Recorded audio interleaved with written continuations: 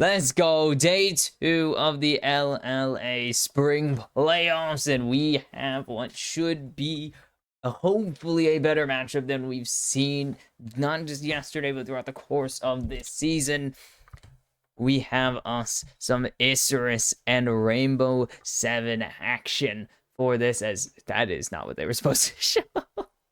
They just, that actually is a nice look. They showed us the lobby for once, unintentionally, but they did. It was very funny. But Isurus, Rainbow 7, storied history of these two teams. Pretty much two of the most dominant teams of two different eras. Isurus currently the most dominant champion or most dominant team in the LLA era. Lion Gaming, futurely known as, or to be known as Rainbow 7 in the future, or I guess it's Rainbow 7 formerly known as Lion Gaming, the most dominant team of the LAS era, or I guess the entire split region area, where they just cut the entire thing in half and just said, yeah, let Mexico dominate one half. Instead, it's just let Mexico dominate both halves now. But these two teams, storied histories, both very, very good teams, of course. I mean, we wouldn't be talking about them like they were the best if they weren't, at some point, the best. But Isra is still looking to catch up to Rainbow 7 in the modern era of Latin American League of Legends, but they currently do have the edge here. I mean, undefeated against Isurus, and Isurus against Rainbow 7 and Estral, 0-8 this season already. So Isurus have their work cut out for them if they want to make a matchup. I mean, make it to the finals, because not only, I mean, now it was only implied. Now it is confirmed that if you make the finals, you have to go through Estral, and if you make the final, you're probably gonna have to go through one of the top two teams in the region to win that the only spot at MSI, as we have Summit taking the Rumble here to kick off this series. And we did see it yesterday twice, 1-1. Once in the hands of Zhaoni, another in the hands of Zothiv, and it was both times it went well until it didn't for one, and it continued to go well for the other, and that's just going to be an instant Senna Nautilus lock-in, unless they want to go for the Smolder. This will be interesting. Gavodo going to take the first Smolder of the playoffs. Meanwhile, Shadow taking the Nautilus. I believe it was 1-2 yesterday. 2-0. That's right, they gave it to him in games 1 and 2, and then took it in game 3. Or denied it in game 3. But Estadal taking both games of Nautilus, with Ackerman playing an incredible series on it. And now Seo going to pick the Senna here. Interesting. The Senna, another pick that Estadal played to perfection yesterday. But without the Nautilus, it's going to be the Tom Kench locked in.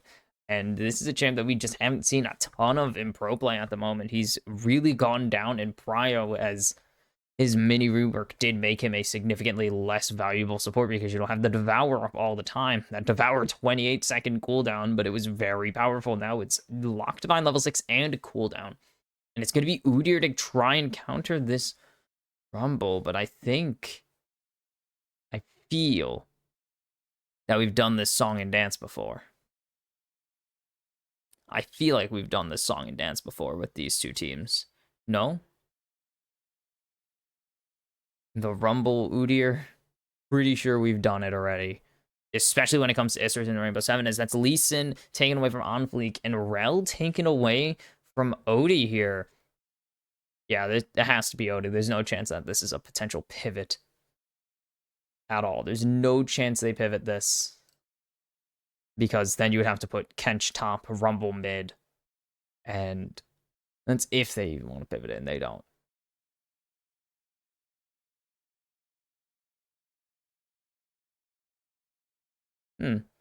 Talia taken away from Lava. He's played it pretty well.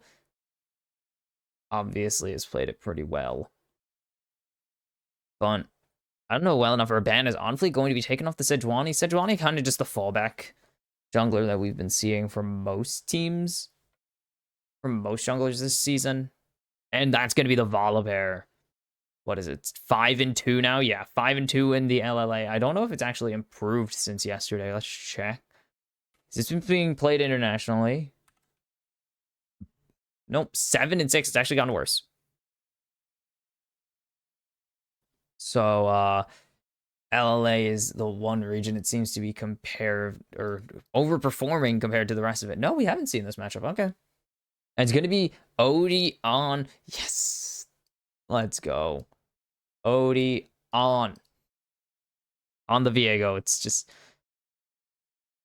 blah, blah, blah. I can make a reference here, but it's just old story 1-0 on it so far.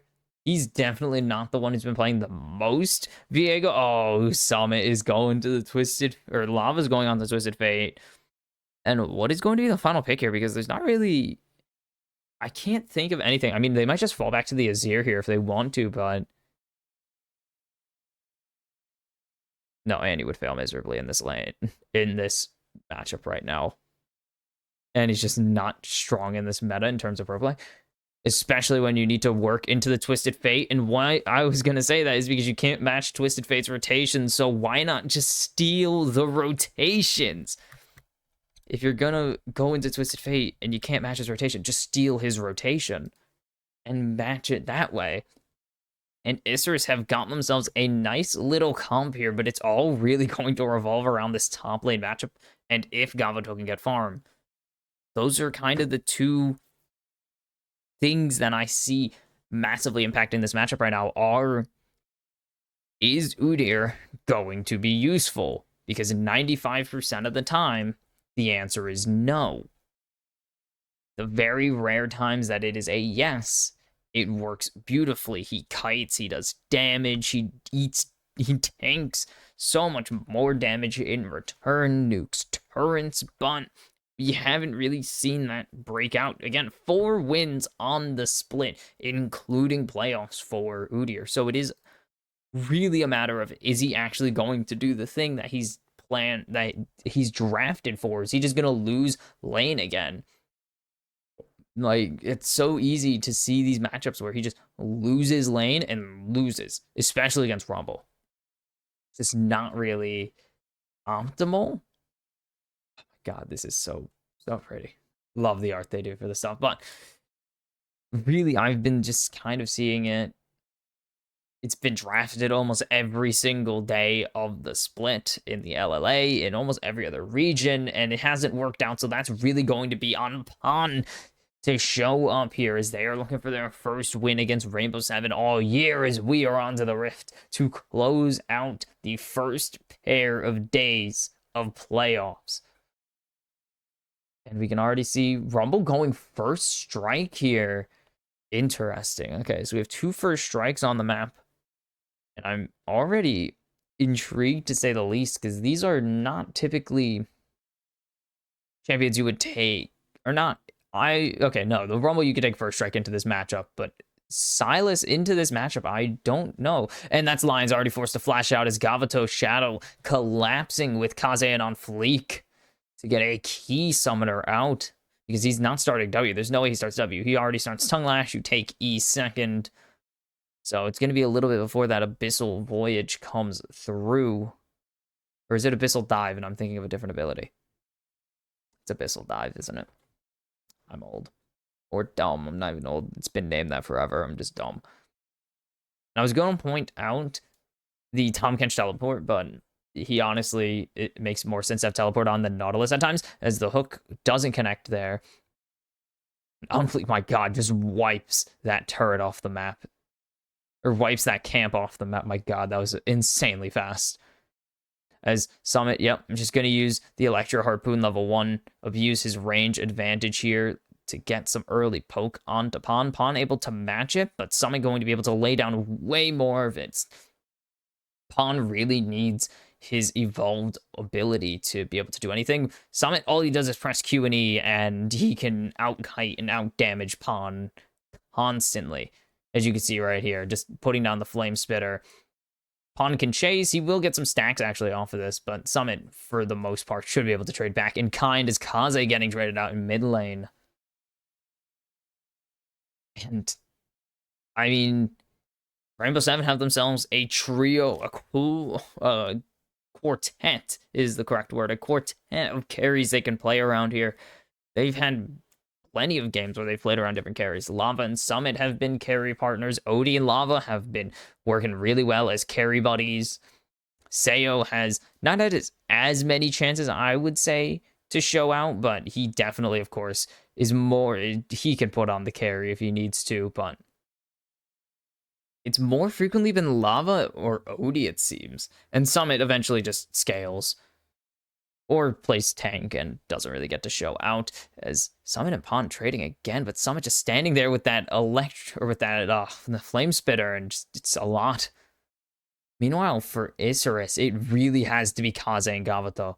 Pawn has not played a ton of champions where he's able to carry. Of course, he's gotten his Rumble and Gnar games in, so he's gotten some opportunities to ball out, but for the most part, it has been Kaze and Gavato this season, with Unofficial usually on some tanky jungler. And really, I mean, yeah, Shadow playing support. Yeah, there's been no real carry supports this season, as Unofficial looking to gank early here. And if he catches out Summit, this could be really huge. But Pawn's not here to follow up, but do they even need it? The slow is down onto Unofficial from the Sky Splitter. And he's going to force a recall out, force a teleport out of Summit. It's something that we haven't seen a ton of this season, actually. Is teleport Rumble. We've been seeing a ton of electrocute Rumble. Or not electrocute. Pff, that would suck, because you could just lay down way more damage with any other keystone. We've been seeing a lot more ignite Rumble recently to allow him to get those aggressive plays, aggressive trades and fights. So actually seeing teleport has kind of thrown me off, because we never see it. Odie is going to cancel this recall, going to tank 2 turret shots, but is able to, I mean, can really just afford that. He's here to make sure Pawn doesn't recall, because now Summit has the item advantage, and Pawn already ghosting. If they can land the stun here, this is going to be first blood. Odie forced to flash away, but he's going to continue tanking, and Summit's going to flash forwards with the overheat, and that is first blood for the top lane of Rainbow Seven, and a little bit of change going over into the pockets of Odie, and now Rumble is in a great spot, but as On Fleek found Sayo, Shadow lands the hook onto Lions. On Fleek going to just throw down the autos, the ignite for good measure from Shadow, and they even head out on a bot play that works to perfection. And with this vision, Odie's actually going to go for the Void Grubs. Meanwhile, you could see the Drake being started by On Fleek. Both of them have the sustain or the shielding to be able to take these camps without any, or take these objectives, not even just camps, take these monsters without any worry. So it's going to be a 3-0 Void Grub split, as the Chemtech Drake will go into the back pocket of Isurus here, but Odie tanking that last turret shot to stall for as long as he can. And then it's Isurus getting Rainbow Seven to chase quite a bit onto Shadow. Gavato, no mana left, and now Rainbow Seven think it's safe. Sayo thinks that it's safe to go and check that Tri-Brush here, but it's just not. The Ignite goes down just to make sure any healing and to secure the kill in the case that Unofficial wasn't able to finish it off, but he very much was capable of doing that. So it's evened out, actually, with more gold going over to the side of Isurus technically on that play, but it's still Rainbow Seven with the 1k gold lead in terms of raw CS, 10 in mid lane right now, and a single wave lead over in, or a cannon wave lead over in top lane at the moment. No platings taken, so that's not even putting any impact on it. Lava able to roam. Kaze able to steal the ability to roam. His Pawn is pushing in Summit, but Summit has big health advantage right now. And that's after getting the null, or not the null magic, the Negatron cloak, or null magic. One of them. Null magic is the first one. Oh my god, my head freaking hurts, man. It's annoying. But Kaze walks back into lane, is just hanging around in brush when he doesn't need to be there, just to see if he can go for any destinies into the bot lane. Odie is down there and completely unspotted at the moment. They don't know that Rainbow Seven have their jungler hanging around. If Gavato wants to get a little too cute, walk up a little too far here, he will be staring down the Ruined King. He's not spotted on the sweeper here. Oh, and misses with the Spectral Maw, and Shadow's going to throw down the Sad Doggo in response.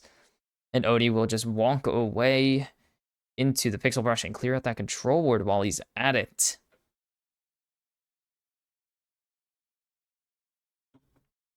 I would really like to know how many stacks were, even though it wouldn't really matter. Now, on fleek. Hiding in Far Brush. Waiting for Summit to push this out because he will have the push advantage. But On Fleek can't push forwards. He doesn't know that. And now, Destiny just used by Kaze. It was expiring likely. So, just throwing it out to see where anyone was, just in case anything crazy was breaking out, but nothing was happening. And if Summit goes forwards here, he's spotted out On Fleek, going to land some damage. The stun not going to connect. The Sky Splitter will, though, and put a decent chunk in there, but that's the Equalizer going down. This is the wave just being deleted. Pawn going to throw the Storm forwards, but now Odie is here. He wants a play. Here comes Lava. The stun goes through, but it's going to be Stormbringered away from, or he's going to Stormbringer away from it to buffer it, and it's going to get Pawn to run out from under his turret, but they don't have a play anymore because the stun was dodged. There's no collapse. They all committed to jumping on Fleek here. And Rainbow 7 aren't really going to get a ton out of that. I mean, they'll get Shadow up to the top lane here. They trap On Fleek, burn his ulti, as Kaze not going to get rooted up there. They get a plating. I mean, they do have Lava playing into Pawn here, which is super beneficial for Kaze, not for Kaze, into Lava for the time being, if they do want to switch that up. Both matchups are pretty good for him, though, but it would still be nice to have him into the Udyr, but it's just going to be a shove and swap here. They do have control of the Void Grubs pretty much, because Summit's just going to be able to walk up there and instantly wipe this wave. So, no worries about losing the control. I just realized he's using the freaking... Is that the Magnificent? That's not Magnificent. No way. That has to be Tango.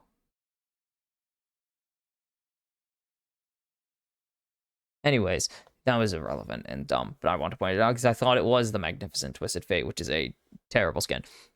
Do they have the jump onto Lava here? The depth charge not going to go down. It's just going to be the Flash Force instead. And they're not going to throw out any any excess spells that they don't think are necessary there. And On Fleek's just going to turn this into a Void Grub start, but Odie's here. And Odie's going to show himself. They know that the Stormbringer isn't available at the moment. It's going to be up very shortly, though, if they want to fight this. But just going to flash out of the pit instead. The threat of Summit rotating up is way too much for On Fleek to deal with. There's no chance that Isurus outfight a Rumble right now. A Rumble with Haunting Guise when there's no items on the field is just completely devastating. And it will be Void Might over to Rainbow 7 with a 5-1 Grubby split. They'll slightly weaken the damage over time that it could have been, but it's not going to be anything too much. It's pretty much exactly, it's a slight tone down of the dot that they would have under the turret, which is not a lot. To be honest, is Kaze going to cancel that recall? No, not going to. He's going to let Odie back here. And Gavato's second item in the game. He is farming up a Storm down there. 91 CS with an assist. The only person that's outpacing him is 110 CS right now. And that is Static Shiv already done. There's a few items you can rush on this Twisted Fate. He wants wave control right now, so it is going to be the Static Shiv. Other options were things like Storm. I mean, you could still rush Storm Razor. It's not the best option. I would say you could have went Storm Razor or Kraken Slayer, but he's going to opt for the Static Shiv. As Summit tried to ambush Pond, but just missed the first Electro Harpoon, so the opportunity to kill there was significantly reduced because of that, sadly. Just going to be Vision thrown down. Gavato clearing out this ward, but the threat of Odie just walking forwards and killing him is quite large. So, not going to over-commit for a 30 gold, but you have a Drake to worry about as On Fleek is pathing down to this bot lane right now, but he's spotted out by the control ward. And all of Isurus really spotted out, rotating down to the bot lane right now. They need to be careful as that's the hook landing onto Lions, and here comes the Destiny. The Dawning Shadow going to connect only onto On Fleek. Gavato going to be able to jump away with the flap. And Lava going to be denied anything on his teleport. And Rainbow Seven have burned quite a bit here to not fight. They can't really afford to fight. They have every ultimate available on the side of Isurus. They have no Dawning Shadow now. The flank is not the worst thing to burn, but they don't have a play here. Wait, Galvato has put himself in a bad position, but there's not enough space for them or enough move speed for them to follow up and answer it. But now rotating over to Odie, who's starting to solo the dragon, but here comes Pawn. Shadow has hooked into the mass of everybody, and he's gonna fall. Mom comes in, but Mom can't save anyone, can't do anything, and there's a great hook landing onto Pawn. Odie is ready to go wild, as there goes the Stormbringer. That's going to be Pawn already falling. 3-man root forces, 2 flashes. It's going to be a double kill now for Lava. They're trying to go in. It's going to be Odie picking up Kaze, and it is just Galvato to run tail between the legs to safety as Rainbow Seven take the second Drake in a massively one-sided fight. And that is what we were expecting from this team entering today. They know their way around a team fight or two, and they show Isurus what's up. One missed hook costs Isurus everything in this fight. Shadow is forced to overcommit pretty much because he has to take that hook now, and it just allows everyone to ambush him, and now there is no front line for Isurus that can survive. Pawn just isn't tanky enough yet. Especially if he gets jumped on by 3 people, there's no chance he survives. And then it's just Isurus have to find a way back into the... Or not even back into the fight. Need to find a way to get out of the fight. And there's no angle. They are all trapped in the Tri-Bush choke. And while Galvato does so much damage there, there's nothing. There is nothing he can do to solve the problem that Isurus had found themselves in. And a single overcommit is so deadly, as that is money in the pockets of Lava and Odie now. And they want this red buff. They want On Fleek's red buff. And not going to actually be able to smite it away. But they do get the smite out if they decide this is Herald time or not. And it won't be. They're going to actually go answer this mid wave, leave Lions alone in bot lane. So Sayo roaming buddies with Lava now. As all of Isurus are looking towards specifically one man, as Summit 2 levels ahead of Bond is looking to fight, and here comes Lava landing the stun, and Summit has the overheat. How many shields? It doesn't matter. Sayo snipes him dead with the Dawning Shadow, and Pawn is 0-3, 51 CS behind. He is in Spain without the S indeed. And this is what Udyr has to live with. If he is not ahead, he is valueless. And Rainbow Seven are reminding him of that fact, as Lava will steal first turret away from a 3-man in bot lane. But it's only a difference of a few hundred gold, if even. I think it's only 100. And so Isurus still gets some valuable trade, but it's a Rift Herald and a first turret in exchange for a singular turret. They didn't even get Lions. And this is just Summit jumping onto Pawn, and then Summit sees the teleport, calls for the teleport from Lava, and they just know they can survive this. And Sayo, Summit and Lava don't want to overcommit to the turret. So Dawning Shadow gets the job done for them. And now 6-1 kill lead, and it is 5,000 gold ahead already for Rainbow Seven, just 16.5 minutes into this game, and they are looking to make this a clean 11-0 lead for Rainbow Seven and Estral over Isurus on the season. It is a tough situation for them to be in, as the equalizer goes down to get rid of the wave, possibly, but the teleport will keep that cannon alive, and that will be the bot tier 1 falling on the side of Isurus. And now everyone's down here to party. Kaze needs to go forwards. He's going to land the chains onto Summit, and now everyone committing onto Summit, but Lions is going to be able to swap positions with him, with Summit flashing away to safety, but now On Fleek overcommitting over the wall, and he has to instantly turn away, but it is Sayo all alone and separated, but Rainbow Seven do not care. It is Odie going on a killing spree now, and here comes the real Destiny. going through as Odie is jumping onto Shadow. Gavato's getting shredded as Lava goes on a killing spree. Lava gonna get a double kill here. In the eyes of the beholder, Rainbow 7 are flawless.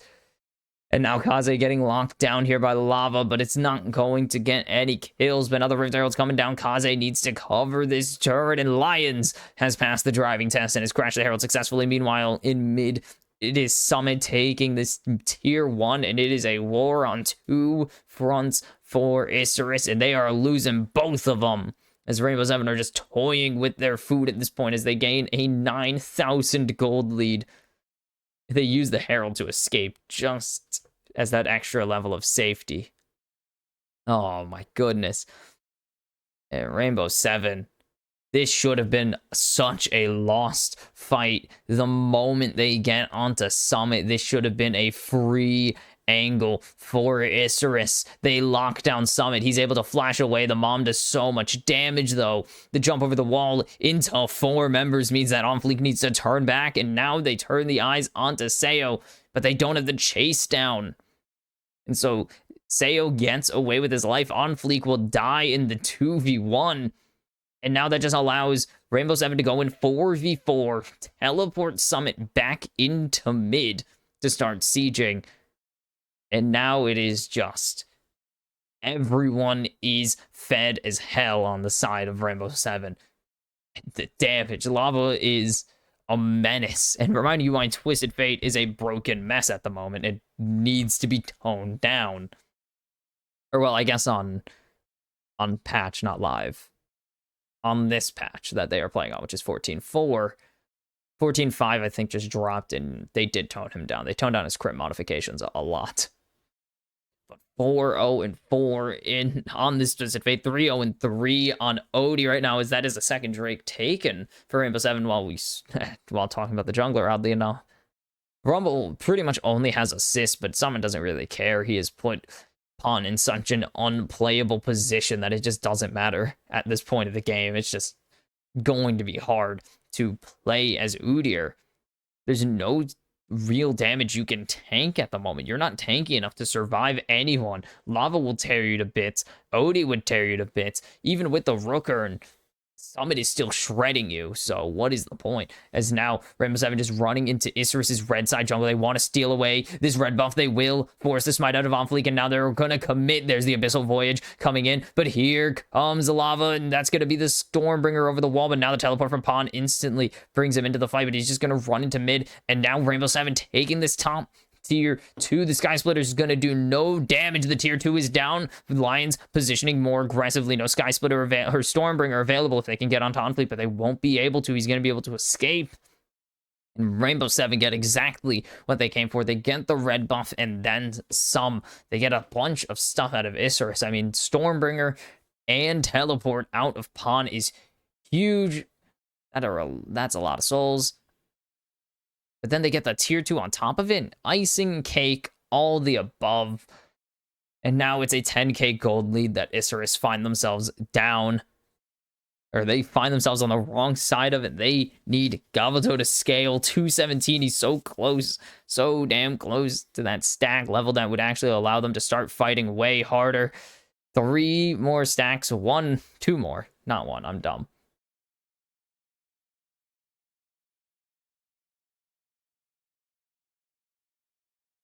He does have 2 items, and I think they're good ones. Again, there's a few ways you can angle your... that you can go about your Smolder builds. Usually it is Essence Reaver into Spear of Shojin. Pretty much it's just any item. Either Sheen or Energizer item. Oh, they are pushing forwards. Now they found Shadow, but he's going to be able to jump away to safety. Kaze there to back him up, but they don't know that. But Shojin is usually your second item, if not your third item. Don't rush it, though. And Odie trying to go forwards here. But Onfleek Gavato unspotted at the moment. And now a 4-man. They're going to get Lions. Jumped on. There goes Mom. And that's going to be Gavato picking up his first kill of the game. But that is an instant response onto Kaze. And now 4v4. Can Isurus tough it out? Pawn is getting locked down. Gavato's stuck in there with him. Gavato trying to push forwards here is the core damage, but there's no response available for Rainbow 7 to really worry about. And it is time to shred the Baron. Isurus, no ultimates. Well, besides Udyr, but who cares about Udyr ultimate? It's not really an ultimate. They need to find a way. They will find a way to threaten them off of the Baron at least, and that is something for now. The threat of too much damage would have been a lot to deal with as Lions is back in this play. But if Rainbow Seven kept going there, Isurus really easily hook in with Shadow and just send Gavoto to kill somebody. It would not have been a very fun time for the surviving members of Rainbow Seven. But it all starts with this hook on the Lions. They do get something. They just need money right now, and Gavoto is the person you want to get it onto. And that's with the execute. And that's what's going to be most important, but they have to trade it back. Kaze is just in too deep, sadly, because he is Silas, of course, and has to go in. And so, looking for potential re-engage, there was none. It's a 1-for-1 trade, but Rainbow Seven still control everything here. 10,500 ahead. They are definitely in control of this game. Only 23 minutes, 10k gold. But look at the damage from Gavoto. Look at the damage from Summit as well, who doesn't have an execute, most importantly. But Gavoto going to be the core focus. Has the very silly execute mechanic that they really need to think about and wonder why the hell did they do this to us? Why would you do this to any sane player of League? Okay, sane player of League of Legends is incorrect. Let's be real for a second. There are none. I'm out of focus. I'm back in focus. I just looked over to the camera. I spent a whole game out of focus once. It was awesome. But Rainbow Seven going to continue to just position around this Baron, trying to get this vision, or well, we'll start getting vision into the enemy red side jungle. As long as they can deny Isurus any vision of the red side or the Baron pit, they can just fake Baron constantly. They can fake Baron or just do it. That's also an option. They can either bait it or have them actually do it and then just peel off eventually. But you see, Pawn isn't here yet. Has to teleport into the fight. They do actually have that ward there, and they'll have the control ward for him to teleport in, but Summit's off in mid right now. So actually, Isurus are in a really good position where they can zone him off, but Isurus also need to worry about an equalizer flank, because now Rainbow Seven have completely peeled off the Baron, and now it is everybody on the equalizer. Shadow is just gone already, and now Odie has the resets coming in. The Destiny goes down to make sure Kaze can't run away. Lava goes forwards, but Odie has a kill now. He has a second reset available, but Rainbow Seven will restrain themselves and just turn back to the Baron, and that is exactly one of the things they could have done very easily with the position they had, is just have everybody go towards the Baron, start it, and then Isurus have to answer, because if they don't, you get a Baron. And if they do, you turn and fight them. You have Summit on a flank angle. They all went through River Brush, and they're all trapped and stuck in a circle, as now they're just trying to fight Summit. Summit going to be forced to flash. Gavoto has a freaking execute on it still. Lions going way too far forwards, it seems, as he's being locked down, but he's going to actually swallow On Fleek here, and On Fleek going to be forced to Stormbringer to safety, and that is... Oh, I told you, Pawn, the damage is too much. It doesn't matter. You're not tanking. It is Lava who just is on a rampage now and wipes the floor with Pawn. And that is a 3-item. Twisted Fate doesn't need a Kraken Slayer to do damage. Has the Stormrazor. Having Volibear and Stormrazor in the same game is never going to be good for my head, I swear. But just wiping the floor with them, that is a 3-item, 3-item rumble. And he even opted to go for the higher pen instead of the extra healing, though it kind of has been shown that Crypt Bloom is just a better item. But beauty in the eyes of the beholder and all that stuff is Summit forced to flash. Gavoto gets that shut down. It is really, really bad. But instead, they're going to lock down On Fleek and Pawn at the same time, so one of them will fall. Lions is just surviving the onslaught of a tank, and 2 tanks pretty much, because the only not tank item he has is Sundered Sky, which is really just a glorified tank item. A glorified damage item for tanks. Stupid. It's a stupid item. But just no one's been able to do anything. Pawn isn't tanky. Gavoto's the only one doing any damage. On Fleek doesn't have a health bar right now. And speaking of Gavoto being the only one to do any damage, he is going to get a lot of damage dealt to him as he's forced to flash, but Lava's just going to be able to follow it up. And there's the response. The team saves the day. but they're going to need to save their lives afterwards, as that's going to be the Stormbringer out, and that is a massive shutdown over to Gavuto in the meantime. And now Gavuto teleporting back into mid, has the RFC ready at the in the hand or in the mouth, paw, wing, I don't know, where however a dragon will hold a gun. I don't know. As Summit is getting jumped on now, that's the hook landing, and that is a great devour from Lions, as he will be able to get Summit away. He's going to get ignited for his troubles, but it will be everybody surviving for the time being, as they are just waiting for Lava to come back up. Lava has teleport available. He can come back into the fight as soon as Rainbow Seven get him alive. But instead, Rainbow Seven going to surrender the one and just peel back constantly. They burn all of Lions' kit, and they're just back onto the Baron. This has been the game for Isurus. It's just see Rainbow Seven do Baron, panic, and answer them. Home to find a fight, and you can see the damage is starting to pile up for Gavuto. They don't have... Actually, they have the Mom, but they're not going to be able to steal this Baron, and Rainbow Seven just need to get the hell out of Dodge right now. And instead, Odie is going to get hooked. What is he doing? Why are you committing here? Gavuto is very dangerous right now. And Seo and Odie are in execute range. Lions is also in execute range. And it's going to be Gavuto going down a killing spree. The Dawning Shadow is stolen. It's going to connect onto 3. And now Rainbow Seven in a very dangerous... scared position, as now 2 members are running away from their own turrets. They need to find some solace, but there is no safety from the dragon in training. Gavuto on a rampage now.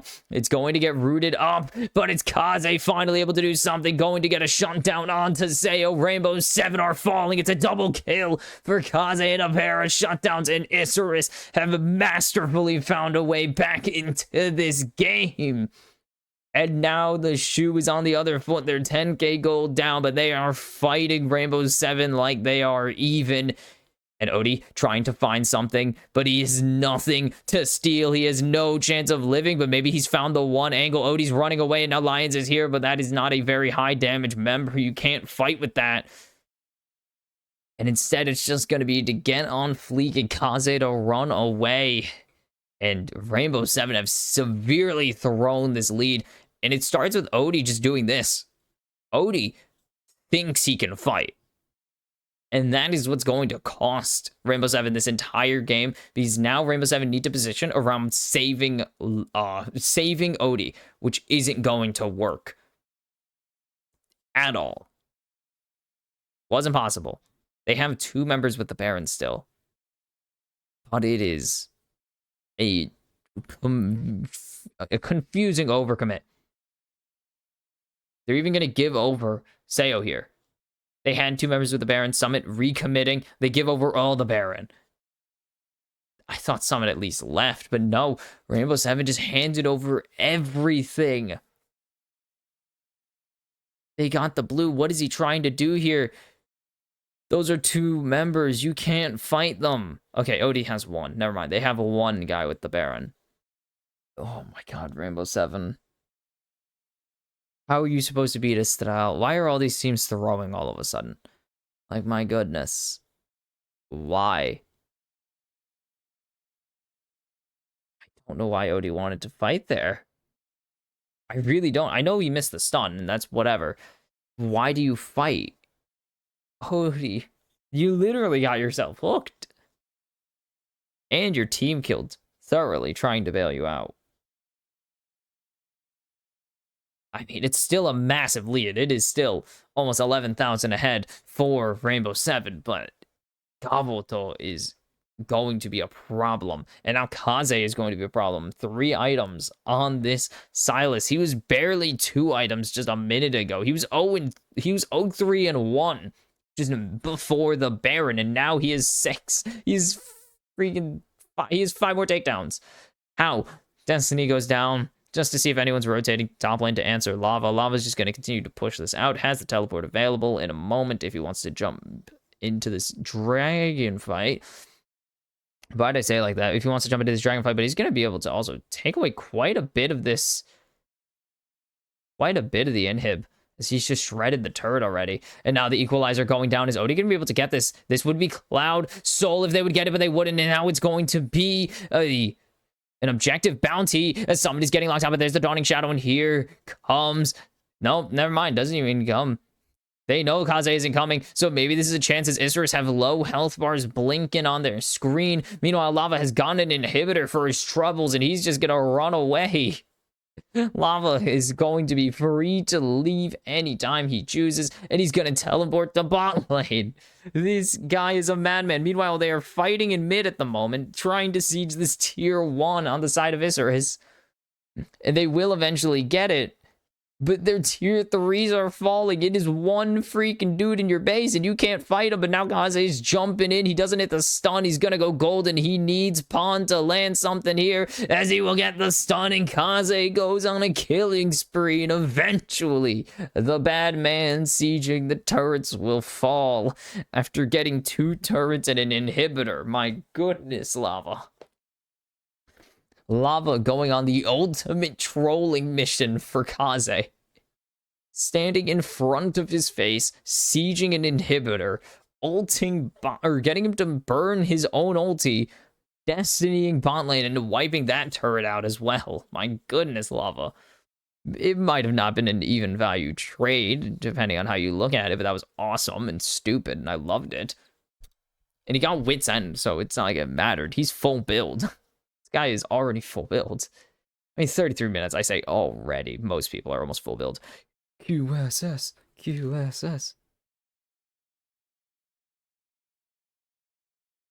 Wait, QSS. Hold on. No, I'm thinking stopwatch. Duh. Oh. Total gold. Yep, it's Lava. Almost 300 CS. Holy piss, Gavoto.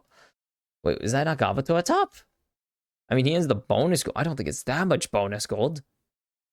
Oh, shoot. Lava's getting jumped on by Shadow here. Kaze not going to hit the stun, and that's going to be massive as that's flash for flash with Odie and Kaze now, but there's the hook landing onto Viego, and he's going to be forced to use the Heartbreaker to run away, and Gavato's going to throw down the Dragon, but it's only going to hit Lions. It's going to proc the Guardian, but that's not really going to matter as the Equalizer goes down on Fleek, is getting burned alive right now. That is Pawn dodging away from the stun. They need to get on Fleek down if they want to uneven the numbers. He's so low, but it's not going to happen. Sayo playing very aggressively, but nothing gonna come from it. And these two teams are kind of in a weird stalemate now. Both of them carries fed, and neither can afford a misstep. As speaking of affording a misstep, Kaze gonna use the Heartbreaker to jump over the wall. Summit just teleporting to mid, putting the pressure onto Kaze. And no casualties during that. Somehow.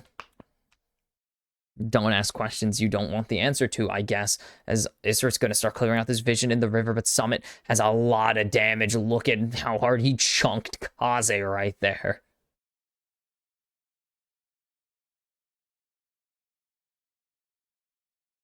Oh, it only has an orange on it, sadly.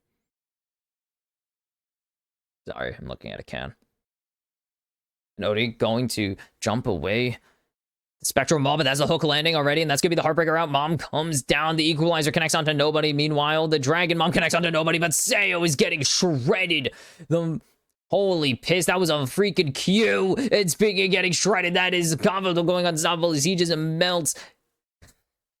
Melts Lines to nothing. It's a double kill now for Gavoto. The Dragon in training is doing quite a bit. Gavoto is teleporting back to his base though, because Lava and Odie were threatening the end, but Sayo walks a little too far, and Kaze's on a rampage now. Lava has to try and survive here. Odie's on his way back down, but Pawn is doing a lot. There's the depth charge with the stun. There's the abduct. And it is Kaze who goes unstoppable. It is Isserus who are back into this game again, reminding Rainbow 7 they are hot on their heels, and it is Isserus who will get this Baron for free.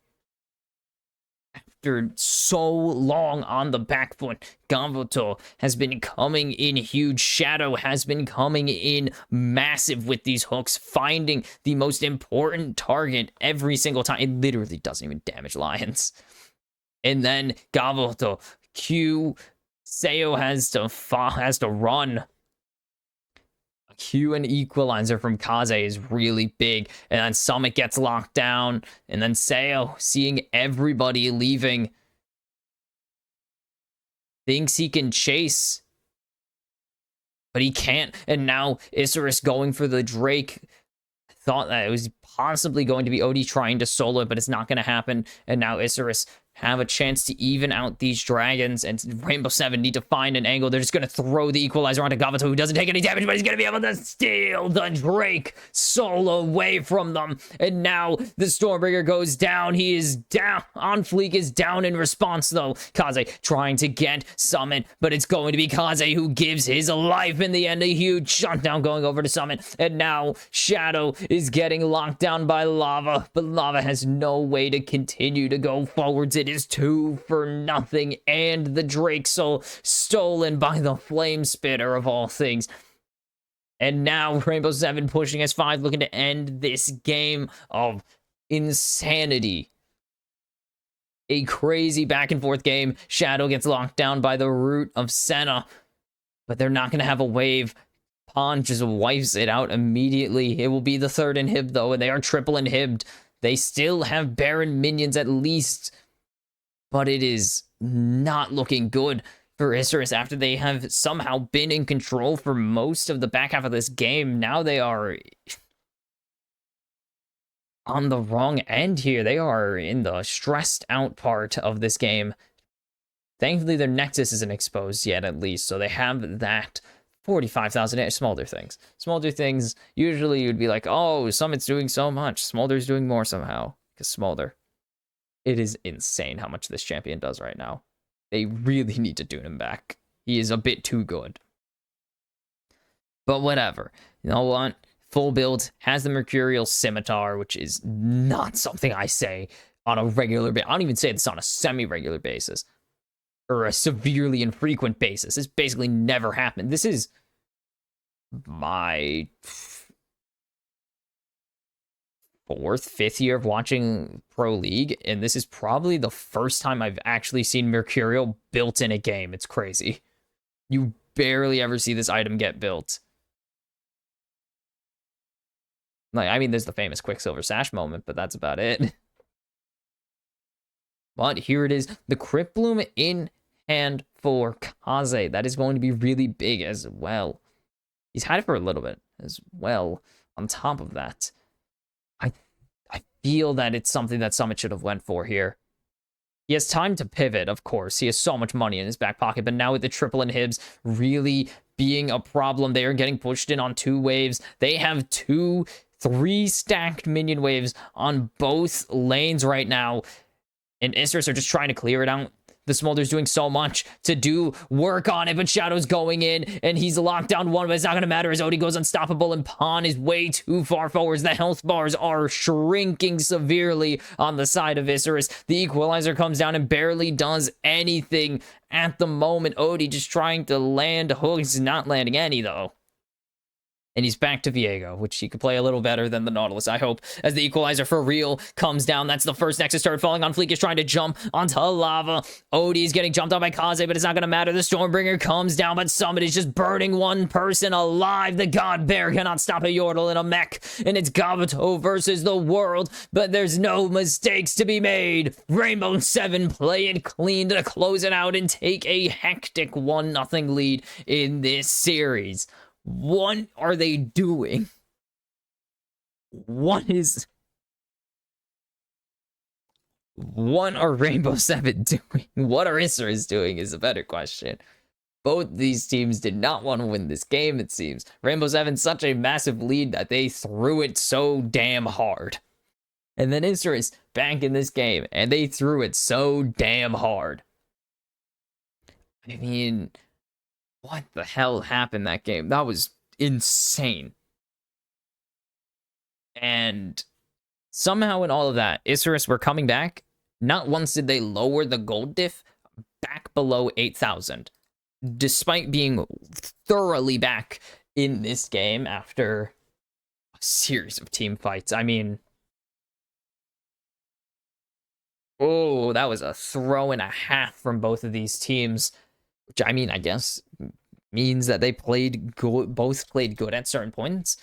Yes, Isurus played incredibly around their win count. We saw the same thing from 6 Karma last week against Estral. Play for the Smolder. When you have Smolder, play for the stacks. It helps that Gavuto stacked like a madman out of, what, 450 CS at the end of the game? Stacking like a psychopath pays off. Also, Smolder's broken. Also, when you're handed 2 shutdowns and a triple kill on top of it, you're going to have a lot of money on your Smolder. Get Smolder fed is the moral of the story. But also, if you're Rainbow 7, don't hand over, like, 4 massive shutdowns in a row.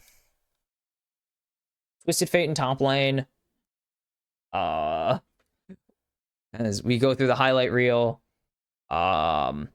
this one was not that bad, honestly. Yes, it was money onto Smolder, but it was not the end. Because you got money in response. It's not like you didn't get anything out of it. You handed over Lions in exchange for a kill for Sayo. Probably should have went on. You would love for that to go onto Lava or onto Summit, but it is what it is. Money is money, especially when, even with it, Summit and Lava were already super fed. But this is the first this is a great punish. Never mind. This is a great bait into a great fight for Rainbow 7. And this just kind of continued their theme of generally dominating Isurus all season. Getting Summit's flash here wasn't the big play. Where is it? Is there a big play here? No. This is another fight won by Rainbow 7. There's been like 5 fights around the Baron in this one game. They took 2. There were 5 to 7 fights around Baron. They took 2 this game. But this is the fight that cost Rainbow 7 their entire lead. Odie overcommits. Lions and Sayo need to peel over here to try and cover for him, and they just instantly punish Lions. Abyssal Voyage takes way too long to try and channel it in front of a Smolder when you're at 0 health, pretty much. And then it is time to run for the hills if you're Rainbow 7, of course. And Isurus chase beautifully.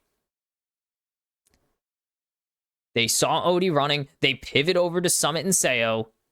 And again, Shadow landing the hooks. Oh my goodness. This guy pretty much found every single pick. And then this fight.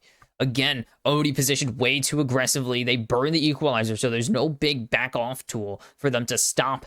And Kaze steals the equalizer. So he just hit Summit, or he hit Sayo with it, and by proxy Lions. I don't even think it was aiming for Lions, but it was hitting Sayo with it. And now they get to chase down Summit. They get to chase down Sayo.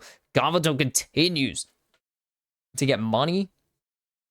And then, good play here. They tried to push in, or at least drag pressure back. They're not even gonna show like the whole second half of that game pretty much. Like, that was a whole different beast. There were only 23 kills this game, and it felt like way more, but look at the damage. Smolder and Lava were this is exactly what we saw. Smolder was all the damage on Isurus. Try carries on Rainbow 7 get the job done again. And it really, again, 11,000 gold, and this game was way closer than it should have been. Isurus didn't even get any turrets. They barely got anything. The only thing they got with this was dragons, pretty much. They only got dragons and kills onto Smolder with the Baron buff. They didn't get a single turret past tier 1. Like, the furthest position they ever had was chasing Rainbow 7 off of the Baron, where they got to dive, or got to halfway to the midway point to the tier 2. Like, they got halfway to the tier 2 by walking at the enemy. I don't think that tier 1 and top ever fell. Like, that is the furthest they got, pretty much, that entire game. And it felt like Rainbow 7, they were really a team fight away, a bad team fight loss away from losing that entire game, despite the massive gold lead, despite Isurus really not doing anything all game, until 30 minutes in, 20-something minutes into the game. They delayed first Baron a lot. My God, did they delay the first Baron? Oof. Baby, did the first Baron get delayed because they fought around it 4 different times before somebody got it. And then they did the song and dance again. The same old song, the same old dance. God, I can't reference that thing. I don't like. Sorry. Yeah, but that was just. That whole game. I keep saying and it's annoying me. And I'm pretty sure it's annoying anyone who's watching this. If they are watching this already, you're already annoyed before I started saying I mean. I'm calling you dumb for making the decision to watch this because it's terrible objectively. But where the hell was I? Rainbow Seven were pretty much just winning this game the entire time and only lost when they chose to lose. The 3 times they chose to lose, or I guess it was 4. I mean, the 3 or 4 times they chose to lose. I am specifically talking about those major fights that led Rainbow Seven to a losing position. Odie getting hooked, and third one was getting chased after getting the Baron. I've never seen a team make winning by 11,000 gold look so damn hard, but Rainbow Seven made it look damn difficult to win from 10k ahead. It is really mind-boggling that they fumbled this position so frequently. Yes, they did face a Smolder, a very fed Smolder. They did face Kaze, who was playing Silas, that eventually scaled and was able to steal a lot of good ultimates, but it just shouldn't have been this difficult. Oh yeah, this is I don't know why they're showing. I think they're saying Odie's MVP. They didn't show a splash screen for him winning MVP, but him juking that hook literally won them the early game. Yep, Odie's MVP. Okay, cool. Odie's MVP. We didn't even see it until afterwards. It's weird to call Odie the MVP because he actually did cost Rainbow Seven several fights by getting hooked. Because they had to burn so much to get him out. Oh, there it is. 5-1-7, only 1 death. Don't let that fool you. Don't let that fool you. This guy was baiting his team pretty damn hard this game. Pretty much had a perfect game running just for himself because he was baiting his teammates. He baited his teammates so damn hard, but it was clean in the end, and I guess that's all that really matters in this situation. You got the win, but it really should not have been a win. I'll give him that. Oh, that was not what I meant to do. Really felt like it shouldn't have been a win. Like, at all. This is going to be a messy series, is all I'm saying. Isurus are really hungry for a win, as they are 0-9 against Estadile and Rainbow Seven, 0-5 against Rainbow Seven specifically, and they can match, they can make it way worse. They can make it 0-7 if they really, really want to, which would be fitting against Rainbow Seven to go 0-7 against them, you know? But Rainbow Seven take a very messy and very toss-heavy game 1. Will Isurus fire back in game 2, or will we see Rainbow Seven put Isurus on the brink of going to lower bracket? I will see you after the break for game 2.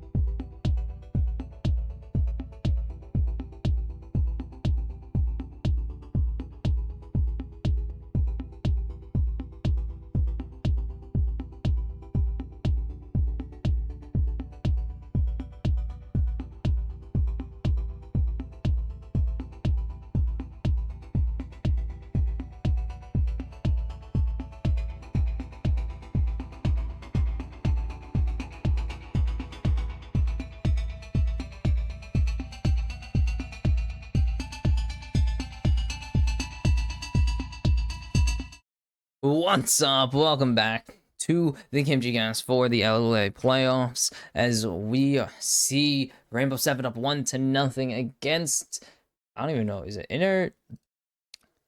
international rivals? There we go. Intra-regional international rivals in Isris right now. And it was a bloody, terrible, awful, bad game. Oh my god, that game was game was something. Both teams throwing their advantageous positions several times in that game. If you are Rainbow 7, only once if you're Isurus, because you only had really one advantageous position to begin with. But Rainbow 7 tough it out in the end, play a clean closing to the game, and took game one. I wouldn't say clean, but they closed it out at least, as we are into the draft for game number 2 here, and that is a Varus insta-lock for Gavoto, and the bans are pretty much the same. This time, Rainbow 7 banning away the Rumble because they don't want it to go into the hands of Pond, who also knows how to maneuver this goddamn thing into a great position, and Udyr lost again. To the surprise of absolutely no one, Udyr did absolutely piss all before losing a game. It's a trend. Please stop picking him. He's awful. As Odie is going to lock in the Rel for that flexible bot lane potential. The Draven for Sayo. Where's Draven? Let's see. Where's Draven on this list of things? First Draven of the playoffs, of course. We haven't gotten to see him yet, but... What the hell is he? 7-6 on the season. That's not great. If we sort it by not losers... Sayo 1-1 on the champion, as that is going to be a Nico lock-in. Sayo 1-1 on the champ, though. Hasn't played into Varus. We haven't seen a Draven into Varus all season, really. Wow. Okay. Anyways, Nico for Kanze. Again, the champion despawned for a little bit because of a bug that was going around with, or a bug on, was it 14.2 now? Jeez, it's been a while. A bug on 14.3 that in fact then disabled her for 2 weeks, as we see Lee Sin in the hands of On Fleek. Where the heck has On Fleek been hiding this? Where? 1-0 on it. 12, 4, and 13. What game was this?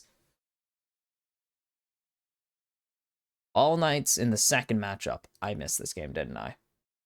No. I just forgot about it. And it's going to be, yes, such a good pick. Poppy into the Lee Sin, into the Nico. Punishment is the name of the game this time around for Rainbow 7. Specifically into On Fleek and Kaze saying, screw you. Boom. Just boom.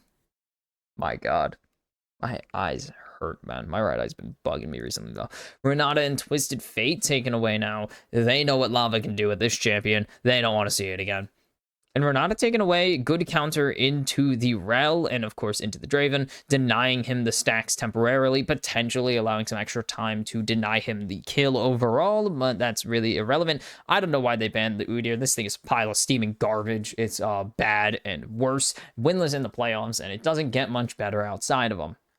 It's one of those pick champions in the league. I hate it. 4-10, 4-12 on the split. My God, why do you pick this champion? 3 times. Oof. Talia, the final ban away from Lava. So what is going to be the pivot? It's going to be Ahri into the Nico. I like this map. God, I love playing both these champions. I just really like playing. I just like playing mages. Okay, leave me alone. And Jarvan. Ahri, not super successful at the moment individually in the LLA. 2-3 on the season. I believe has 1 playoff game. No, that was a hover. As it's going to be Cassante. Kill me. I hate Cassante, man. Has 1 ban, though, in the playoffs. Has been rising in popularity, though, the Ahri. As is in a much better state after some recent buffs on 14.4. To the surprise of nobody, more teams have been picking her, and I think her play rate has comparatively skyrocketed. I wouldn't say it has skyrocketed. Comparatively, it has, though. As that's going to be the Nautilus bot lane. Okay. I thought it should be Nocturne. 5-1 on the patch. 16% presence to overall. 8 and 7 overall, so actually did increase. Is that half of... As it's giving the Gnar into the Cassante. Okay. I like the Gnar pick. I had to do some math really quickly, but I do just like R7's comp more still. 7? 7 of her now 16 picks on the split coming in on this patch alone. So, yep. You're seeing a lot more Ari than we have been pretty much over the past 3 patches combined. And it's gonna, yeah, okay. I have to put this out there, or I have to say this before so I don't look like a moron. What am I saying? What am I saying? You ever just realize that I'm talking absolute nonsense all the time? Anyways, on Fleek's Nautilus, or not, what? I wish it was on Fleek's Nautilus. God, Nautilus Jungle's stupid. I love it. But it's really going to come down to how well On Fleek plays with Kaze here. Pon's not really going to be getting involved. Gavuto is going to be nice, but it's going to be On Fleek, Kaze, and Shadow once again being the core to getting Gavuto involved in the game. Gavuto's your AD carry. You're not really going to see him doing a ton here. Or not a ton, but he's pretty much just here to do damage. He's really not going to do much else on this champion. He's playing Varus. He has a singular CC spell. It's really nice for his setup specifically, but it's not going to be game-changing CC unless it connects with someone super important. Instead, we're going to need to see how they can play around this Lee Sin Nico core and get the Nautilus involved in that. Career-wise, 24-29 for On Fleek on this Lee Sin. 53 career games. What team is that? Team Battle? What? Sorry, I learned about a lot of weird teams looking at League history. But On Fleek returns from the depths of temporary retirement. Or not retirement, a month off. They're almost winning the LLA. Maybe he'll win, but he's got to find a way to help his team actually beat Rainbow 7 for once, because they haven't been doing any of that, and Kaze's ward is cleared. It's not Kaze. Or no, that is Kaze, sorry. Oh, Gavuto taking some damage, throws the Blooming Burst just in case Lava wants to hide on Bush, or not on Bush, on the opposite side of the wall, but doesn't really do anything with it. And instead, just going to be a single minion, a singular minion, and barely any XP handed over. As both starting solo on these starting solo clears, so no leashes needed, allowing both sides of the map to just get involved. As Lion's going to miss the crash down. Now Shadow going to take this opportunity. Not going to land the Q, or not the Q2, the auto. Determining that Seo probably would shred him a bit too much to bits if he went for the auto attack there. And it would barely do anything more to Lions. He's Rel. He's pretty tanky. The Q did pretty much just wipe out the shield on its own, though, so doing decent damage, as we learned yesterday. Nautilus does a lot of freaking damage somehow. Kaze already half health. Intriguing. And someone's getting pushed in top lane. Cassante. That's how it is. These are massive waves, and that both of them are just kind of, well, that Gavuto just has to stare at because Seo has full wave control. Lions goes forwards. Gavuto or Shadow are getting shredded to bits by the Draven. No questions asked. Lava just dancing around all the CC, or all the damage from Kaze, and Odie. Oh, the smite. Couldn't see the red buff there, so didn't have the opportunity to land the smite. Smited at 90 health early right there, so On Fleek was at risk of losing a red buff, and got really lucky that Odie just didn't have a ward available, because if Odie had a ward available or jumped onto On Fleek, that red buff is gone, and Odie probably just trades him aggressively. And with the position that Odie's bot lane is in, they would have been able to rotate. Could have been devastating. Luckily for him, he gets out of it, but they know something's up. But Kaze going to just walk back. That was a bit of a lag spike. Going to land the Q1, but the charm is just out of range, and the blooming burst is going to hit lava just a little bit, but not too much damage. What looked like a phenomenal play sadly just doesn't work out as they intended. Lava getting trapped just a little bit out of his E range. Great tangle barbs there by Kaze to lock the CC option away from Rainbow 7 there in the mid play. A great rotation though by Lions. Really using his pressure to just go and kill someone almost. Doesn't even need to burn his flash actually, yeah. Usually, you would need to burn your flash for that kind of play. Got away with it for free, as Onfleek has gotten stunned up by Odie here, and there is no running away at this point in time. Lava's come to help out his mid laner, or come to help out his jungler. Wow, I'm sleepy today. Onfleek just gonna ward hop away, and the invade doesn't get anything out of Rainbow 7. In fact, Onfleek loses in this situation. The only thing they get is they know where Odie is. They know Odie's clearing his top side. That's about it. It's not that valuable. Poppy is just going to clear down. Ooh, getting hit by the max range tangle barbs. Going to only land one Q. Took a little bit for Kaze to be like, oh, that connected. Because, yeah, that felt like it wasn't going to connect. As a Nico player, I feel that constantly. God, I need to play more Nico support. Minions are so fun, man. It is a goofy champion to play, as Lava's getting traded pretty hard, going to land the first charm after the orb already went through, so not going to be able to land the return trip, which always does true damage, of course, but wouldn't have really killed Kaze. Ari's not a high damage champion just yet, as Onfleek is taking the grubs, but needs items. Summit didn't. Did he miss the Gnar? What happened there? That looks so weird. As Ghost for Flash, now for Pawn. And what did happen there? The Gnar was used. Did it not connect, or did he dodge away from it with the Pathmaker? And it's just gonna be a Drake response from Odie here. So shoe on the other foot and all that. It's gonna be Drake for grubs, but this time flipped. Though if you consider the signs the same, Isurus or blue side getting the grubs, red side getting the dragon, potato. But I would love a replay on that Summit Pawn fight, because that was a weird looking play. Because Summit didn't get moved. So Pawn dodged away from the Gnar. It was completely onto the side. Like, he was way off to the side as Onfleek's coming in.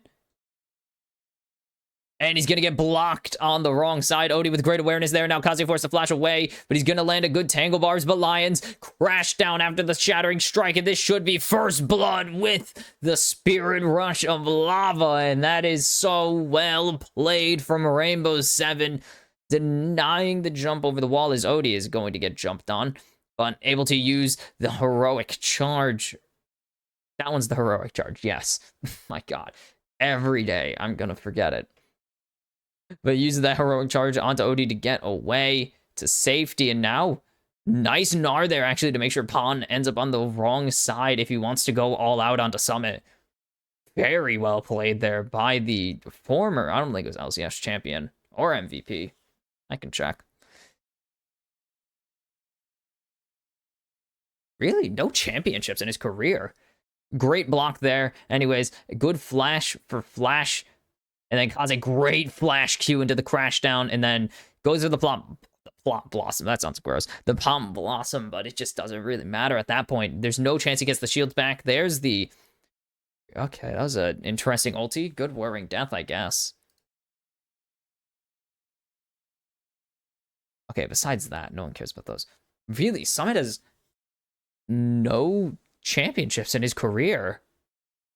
I was on Sandbox. That explains half of that. God, he was on Sandbox.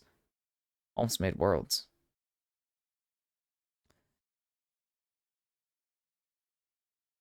Two-time runner-up Summit, though. Yeah. And now Pawn getting jumped on by Summit, speaking of. He's used to this pressure already.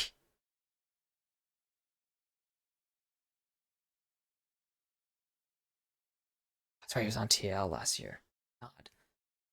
Sometimes you just forget things that happen in life, even though you were there live to watch him play in New Jersey. and you were cheering against him the whole time and cheering APA because that was hype as hell. Yeah, weird times. Anyways, Pawn goes for a massive play using the cannon minion to his advantage, but not going to land the Q3, so Summit going to continue to trade very aggressively into the Xante using his range advantage. On Fleek is here, though, but will be spotted out if he goes for anything, pretty much, besides a lane gank or coming through Tri-Brush. Summit going to be able to just jump away if he wants to, but doesn't even need to. On Fleek knows better.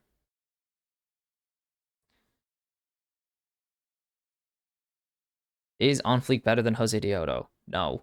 I would say no. As Pawn going to land even harder trades, or again, traded even harder here onto Summit, as Summit going to get all outed now into On Fleek. There's the kick coming through, but the stun now. The Gnar is absolutely massive. Pawn is getting the body block from On Fleek, but it's not going to matter, but it's going to be a trade 1-for-1, but Summit gets caught in a bad situation and makes it work. And that is just peak right there. As Odie knows he's spotted out now from the auto over the wall, but Lava is here to help out. Make sure that Isurus do not even try to stop this turret from being sieged. They will have to back out as the wave is just dead, so that's one way to get someone to back off. Is Odie's positioning hyper aggressively here? Do they know where he is? Lava and Odie spotted, right? Is Odie spotted? Oh, now Odie's definitely spotted as the crash down comes through. Lava misses the charm, but Lava's going to continue to go forwards, but Lava's getting targeted by the turret, but it's going to be able to Spirit Rush flash away, and it's going to be Lions picking up that kill onto Shadow. So Portal Combat ends up in favor of the Horse Lady. And that could have went disastrously for Rainbow 7 right there. Lava getting trapped under the turret, but does have the... I mean, has just enough time to dodge away from one last turret shot or get out of range before it fires one more. That were me, sniper turret. Enemy snipers on the team, and that's going to be huge. But Summit just going to spend all this time pushing in mid lane and is going to take a plating off the mid turret, of course, and hit Shadow in the face with a rock. That's good stuff. This play could turn bad. Rainbow 7 were in a really good position, though. Eventually, they spot out Odie just barely, and then they're just committing. Shadow hooked in, and Lions is just able to do whatever he needs. The Ignite will take that kill away from Lava, but that doesn't really matter at that point. Just getting the kill at all is what matters. It's the early phase of the game, getting an early Trailblazer, not Pathmaker. Those are the same exact word, by the way. Is Onfleet going to take one of the grubs and then back off, so they only need one more to get the mites here. But there's the flash over the wall, the hook lands, the Pop Blossom, and On Fleek finds Odie, and that is the vision advantage, baby. That is what support is all about, except for the times it's definitely not about that. There are plenty of times support isn't about ward advantage, my god, but that was one of them. And now Isurus with the jungle advantage, but Odie's back onto the map as Summit is mega up in top lane. Look at that face. That's a square. That is the definition of a square for a face. Mega Gnar. Oh, gets juggled, but Pong going to be able to answer in kind with an auto attack as Rainbow 7, despite losing their jungler, have answered with the Drake being started, and this should be an easy 2-0 Drake lead for them. They did eventually get they did get soul by stealing the Drake with Summit somehow, of all people, with a Flame Spitter. As great Hex Flash over the wall, they steal the bird too. Steal the last bird, Hex Flash hook, and then they just throw the book at Odie there, and nice kill for On Fleek. Haven't seen any crazy Lee Sin plays, though. We haven't seen any Jose Dioto moments, but Shadow has just not missed today. Holy cow, this Shadow guy is going crazy. In the words of one NXT superstar, don't miss. He's truly embracing his inner Mellow today. He's hitting some of these. I mean, some of these are pretty easy hooks, but he has hit some pretty damn good ones. Like the one onto Odie outside the Baron Pit. The other one outside of the Baron Pit for Odie. And that one. As this is going to be 6 Void Grubs, actually. I noticed it was happening, but I was busy talking about how great Shadow is right now in this series. Playing like a madman. As Summit is about to go mega, jumps away from Pawn's Q3, though. So denial is the answer.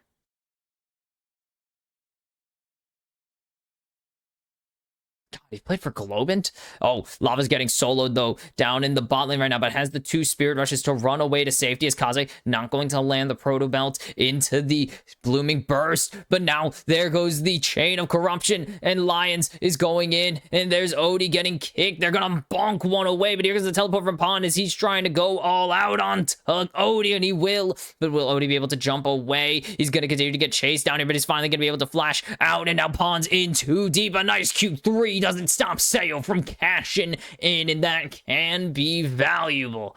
I didn't see how, I don't even think it showed how much gold there was this time around, but that could have been absolutely huge.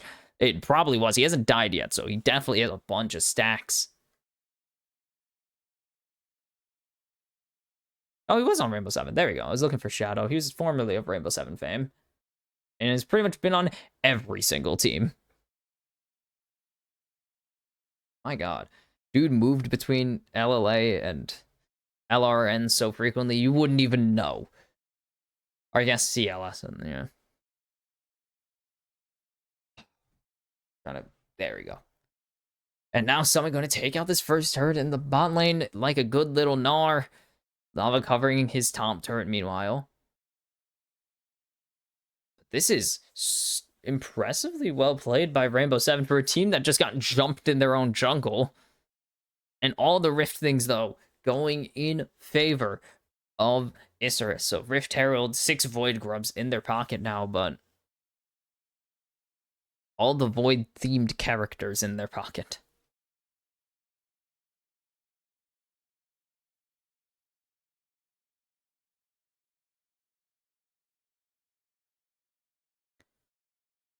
Will they be able to convert it to anything? They should be able to at least get a turret here. No doubt about it. Shadow landed the hook just a few seconds too late. Odie able to get the hell out.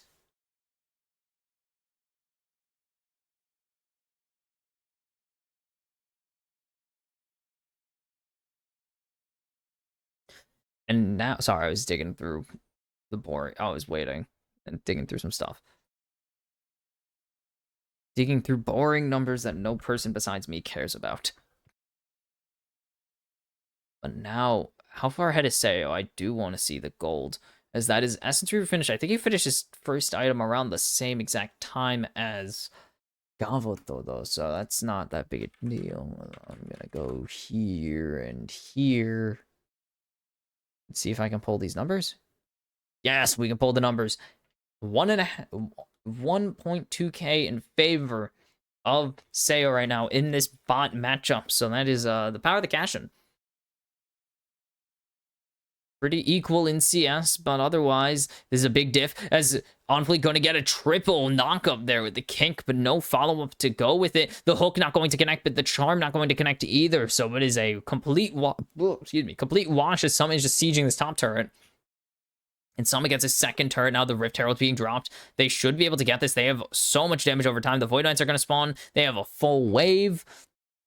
This should easily be a turret for Isurus, but they can't do anything with it. But the clone going to tank the charm there.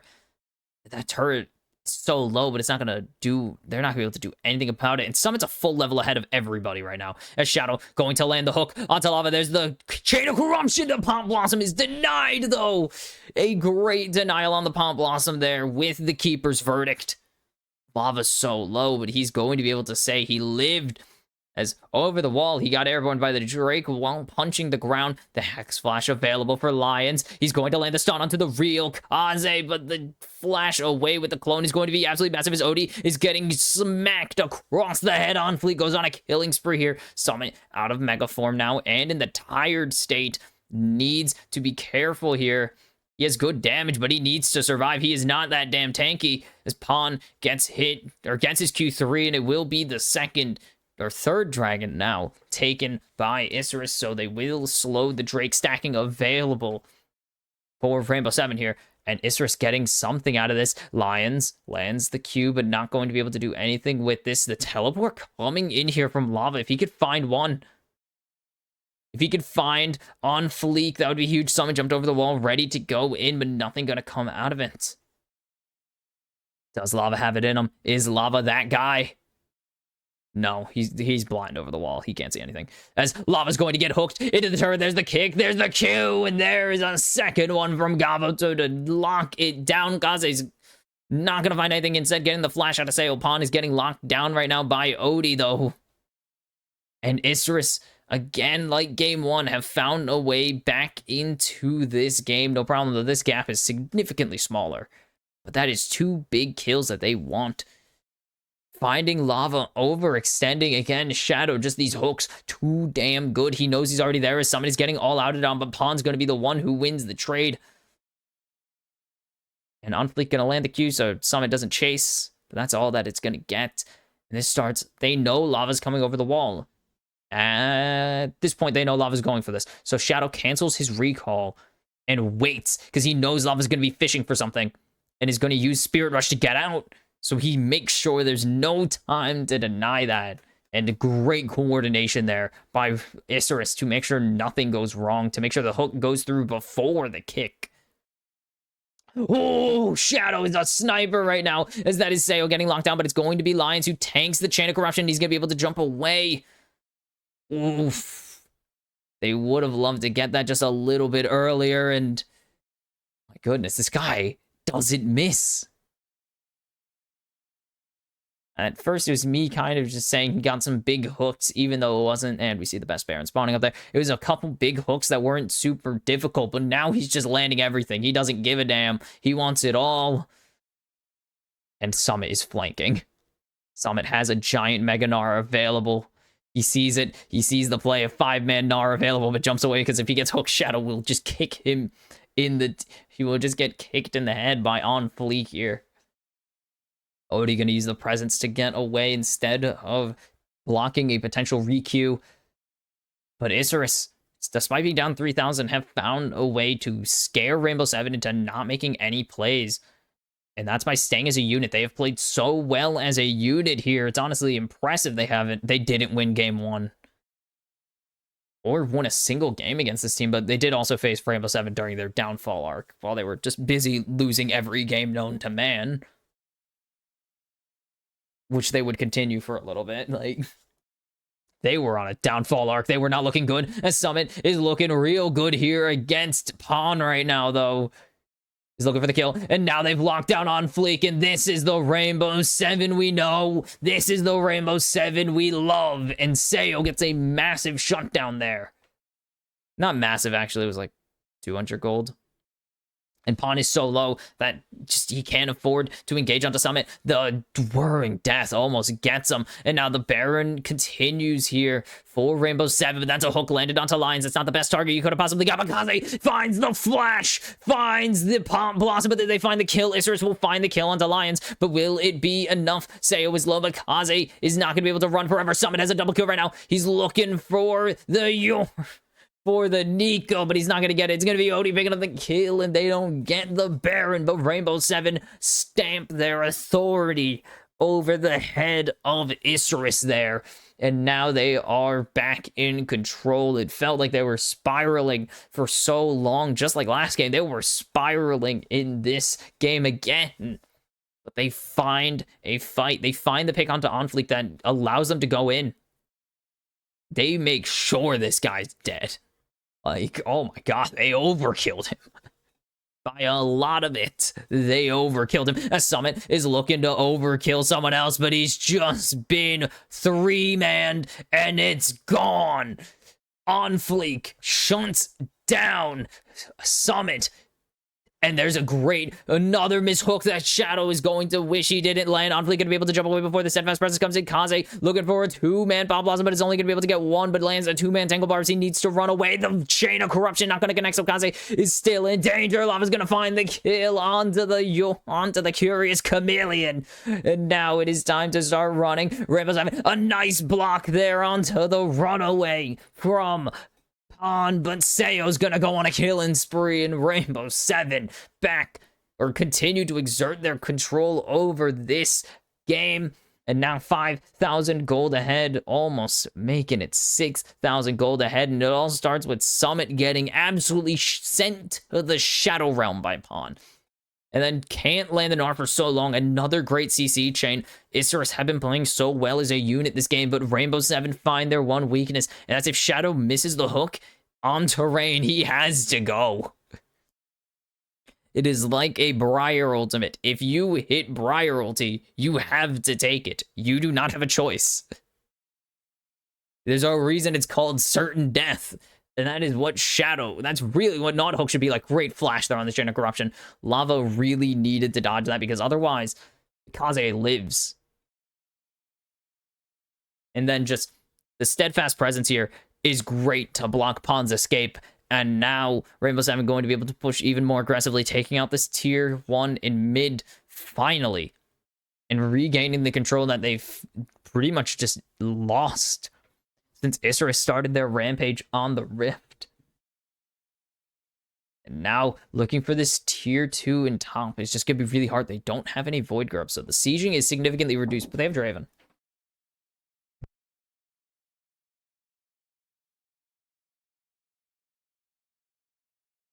And now Rainbow Seven posturing around the Baron again. It's brought them mostly good things. 2 lost fights to mostly good ones compared to mostly good fights in favor of them, so it's been pretty even around the Baron pit this series. Really shouldn't have been for a long time, but who cares? It is even. But if they play their cards right, this definitely will not be even. Lava and Sayo have angles at the moment. They have some money in their pocket, but this Lee Sin can change the game. One kick to the head can change everything. But a Baron can do just that as Rainbow Seven have started it. Summit needs to farm up in mid right now. He needs to farm his bar. He's currently tired out, though. He has no passive available to him. He can't transform if he wanted to. Kaze is sneaking around as a little caster minion, just trying to shield his ultimate whenever he casts it. Summit's starting to build up the bar, though, now that he can. Lions is going in with the crash down. There is one already gone. Sayo just shreds someone with the Whirring Death. Summit is catching on Fleek's escape route. It's not going to happen. Pawn trying to take down Sayo. It's not going to happen either, and it's a double kill for Sayo and 1 for Summit, and now Rainbow Seven guarantee themselves the Baron for real, seriously this time. But it's going to be good, but will they do anything with it is the question, because we saw Rainbow Seven's first Baron massively backfire last game. They instantly lost so much of it because they tried to fight and it cost them everything. And so, really gonna need to see a change in the Baron strategy, and nuking someone off the map immediately seems like a good start to that plan. Trying to use Summit as the escape route for Onfleek did not work when there's 3 members surrounding him, and Sayo just dancing around Pawn to make sure he can't secure that kill is absolutely huge. He's worth so much gold right now, and anyone getting that can be absolutely devastating. Oops. Ow, that also hurt, but 5-0-6 on this Draven, and we are really seeing why so many teams are having their ADCs, or have very aggressive ADCs, pick up this champion, because if you get a lead on this guy, it is so hard to team fight you. Obviously, that's his job. As the combo lands, it still does good damage to Pawn, even through the increased damage resistances that he got, as there's a block. 2 blocks! Odie does not give a damn. He's going to block all the things that you throw at him, but he's getting juggled back, and he's forced to flash out. Now his Lions is just continuing to front line and put down some CC. And the siege is going to be canceled for now. The flash forwards finds Lava. That's Sayo getting locked down with the ultimate. The Pop Blossom is getting ejected again, but there's the all-out coming in. But Gavuto is getting absolutely shredded by Sayo, and he finds a double kill still through the all-out. Summit finds one. It is just Kaze that stands between Rainbow Seven and a 2-game lead in this series. And Kaze is so low, and Summit is on the wrong side of the wall.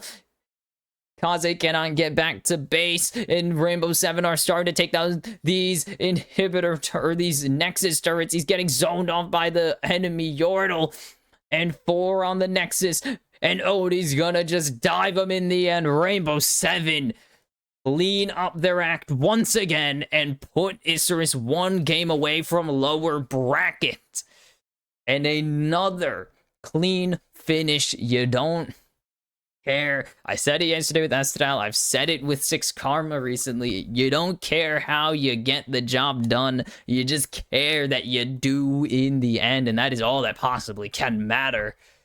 And Rainbow Seven live up to that fact again, almost throwing against Isurus for what feels like the,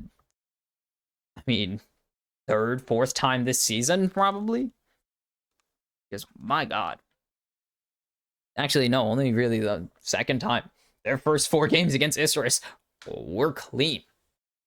Look, they lost the first game of the season to Estadal. They lost their second game of the season to Estadal. They were big mad. You wanna know who came right after those? Isurus. They were big mad each time they faced Isurus. They were not happy. My God.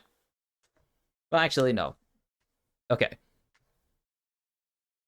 Isurus came a bit after their second loss of the season, but Isurus was their second opponent after, was their third opponent both times.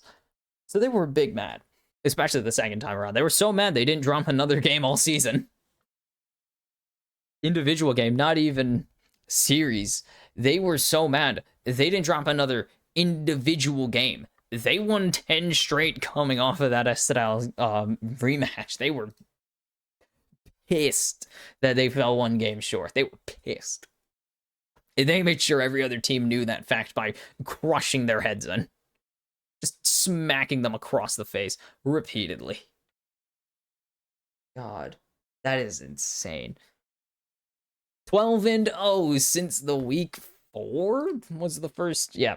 Since losing in week 4 and becoming the first team to take a game off of the Bird Squad, this split, they are undefeated in series and in games, and they are looking to make it 13-0 against Isurus in game number 3. It's a dangerous game Isurus are playing, facing off against this team right now, because Rainbow Seven, it seems both times they've been defeated, they've come out better teams, and this is kind of, just Summit could have blocked that first Q damage, actually, but didn't end up blocking it. I don't think it changes anything. I still think he dies to Onfleet. Could have blocked a little more damage by canceling it with the Q there, or with his ulti. He timed it right, but that doesn't really matter. And then Seo, I don't even remember what this play was. Is this Odie getting killed? No, I have no clue why they showed that. That was a weird one. This is Odie overcommitting. And dying. This is Isurus's only Drake of the game. And it came from Odie getting a bit too excited to play. A bit too excited in thinking that Lions was going to be able to go forwards, but just getting the flashes out of everyone instead. So Odie was left in a really bad position, and they immediately answered it. They were, nope, big mad. That is the one thing with Rainbow Seven. Every time you knock them down, they get real mad. They are not happy when they lose these games, and they just... not even lose games. They lose a fight and they just come back stronger. It's freaking... it's like a raid boss. Each time you beat... or roguelike. Every time you beat the game, it still gets more difficult. They get more angry and wanting to beat your head in. Kaze finds such a good ulti here, though. And just can't capitalize. There's just not quite enough damage coming through. Gavato... ooh, pulled the heck out of my mic there. Oof. It was just so close, but Gavato and Shadow get caught on the other side of the Baron pit, so they can't back them up. And then this fight just was the death knell from Rainbow Seven. They made sure this Baron did not go to waste. They put the hurt on Isurus they put the hurt on Isurus after they got this Baron. They did not want a redo of last game. Despite Lava getting hooked, they spent a lot. It looks so good. They get the all-out onto Pawn. They get the engage. Pawn immediately deletes 2 people with minimal effort. Kind of a fed he was. Casual deletion. Is what it is at this point. And then Kaze left to defend a Nexus alone. No Pop Blossom. No health. He can't get to his own base to heal himself if he wanted to. It's not going to happen, and you could see the damage. Summit was the freaking guy. Soloing Pawn most of the game, 2v1ing. He was the man for most of the game. Going in, hitting people over the head, making sure they remembered why you don't give him Gnar. They already reminded you why to not give him Rumble, and they still couldn't stop this man if they tried. He was so damn fed. And now, what are you going to do?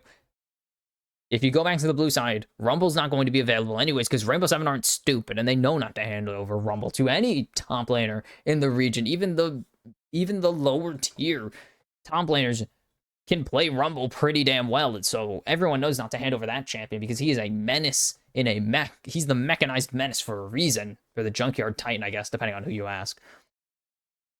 And you can't hand him over Gnar, so you gotta ban Gnar now.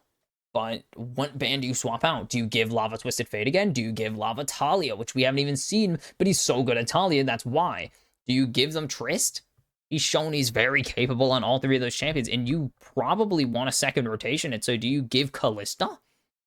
Like, do you hand one of the best ADCs in the region, the best ADC in the on patch?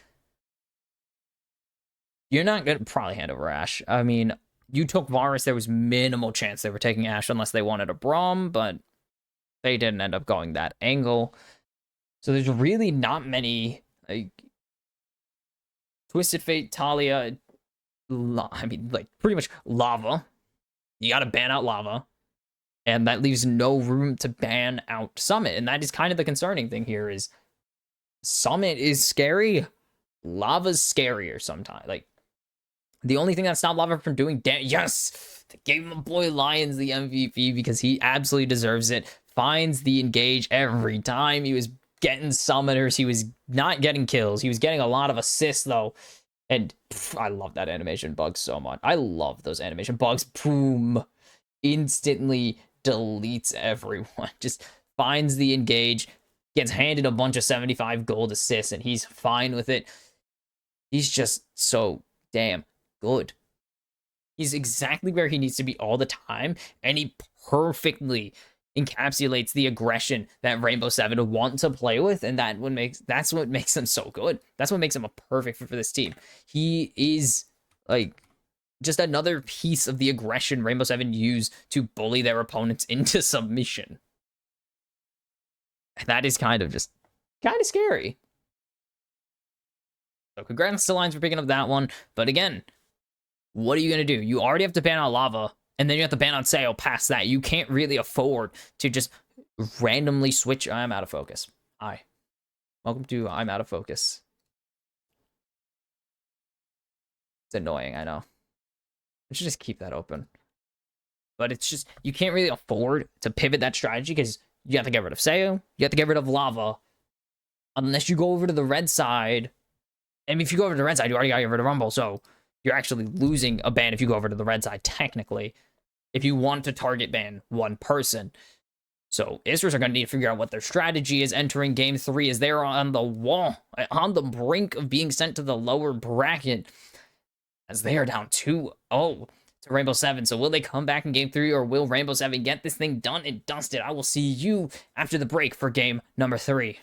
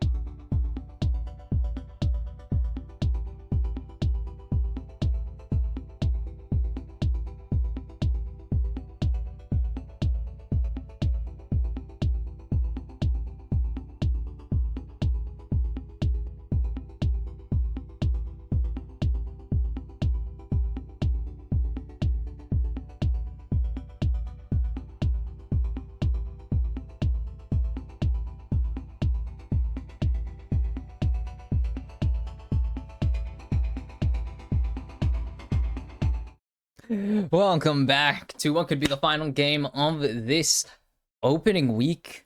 Not even weekend, usually I'm used to LCS where it's opening weekend of playoffs. No, just opening week of playoffs. 2-0 lead for Rainbow Seven after very messy games that end clean, which isn't very good if you are Rainbow Seven, because you don't want 3 messy games that finish, or you don't want 3 games that are really bad but finish with you winning. You want 3 games that are good, and or at least 1 game where it's just good. But each time it's been Isurus have been able to get purchase in this game without really doing much. Or not without doing much, but without closing the gold gap or really getting an advantage. Or without a reason to have advantage, Isurus find advantage in this game. Because Isurus actually do jump back to the red side, so it does seem that the Rumble ban is in order. This Varus taken away from Gavato, now the Smolder back on the table. And it's going to be the Rumble ban. They're not even going to focus Lava this game. They're not even going to say, we need to get this man off of the Rift. So let him have it.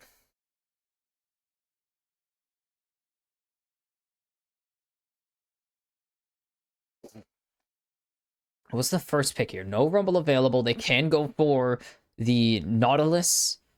Oh, they're going to get Lava his Tristana early. They're going to remind Isurus why it was banned both games. They do not even care. They just want to remind Isurus in this last game of why it was banned. And that you need to get rid of this champion against us. You cannot afford to give us Tristana, or else you will pay a price. But Gavoto is looking at the Smolder, but they're going to give it over to Rel instead. Okay. I'm intrigued. Gavoto had a really good game 1, so I'm interested as to why they wouldn't go back to what worked.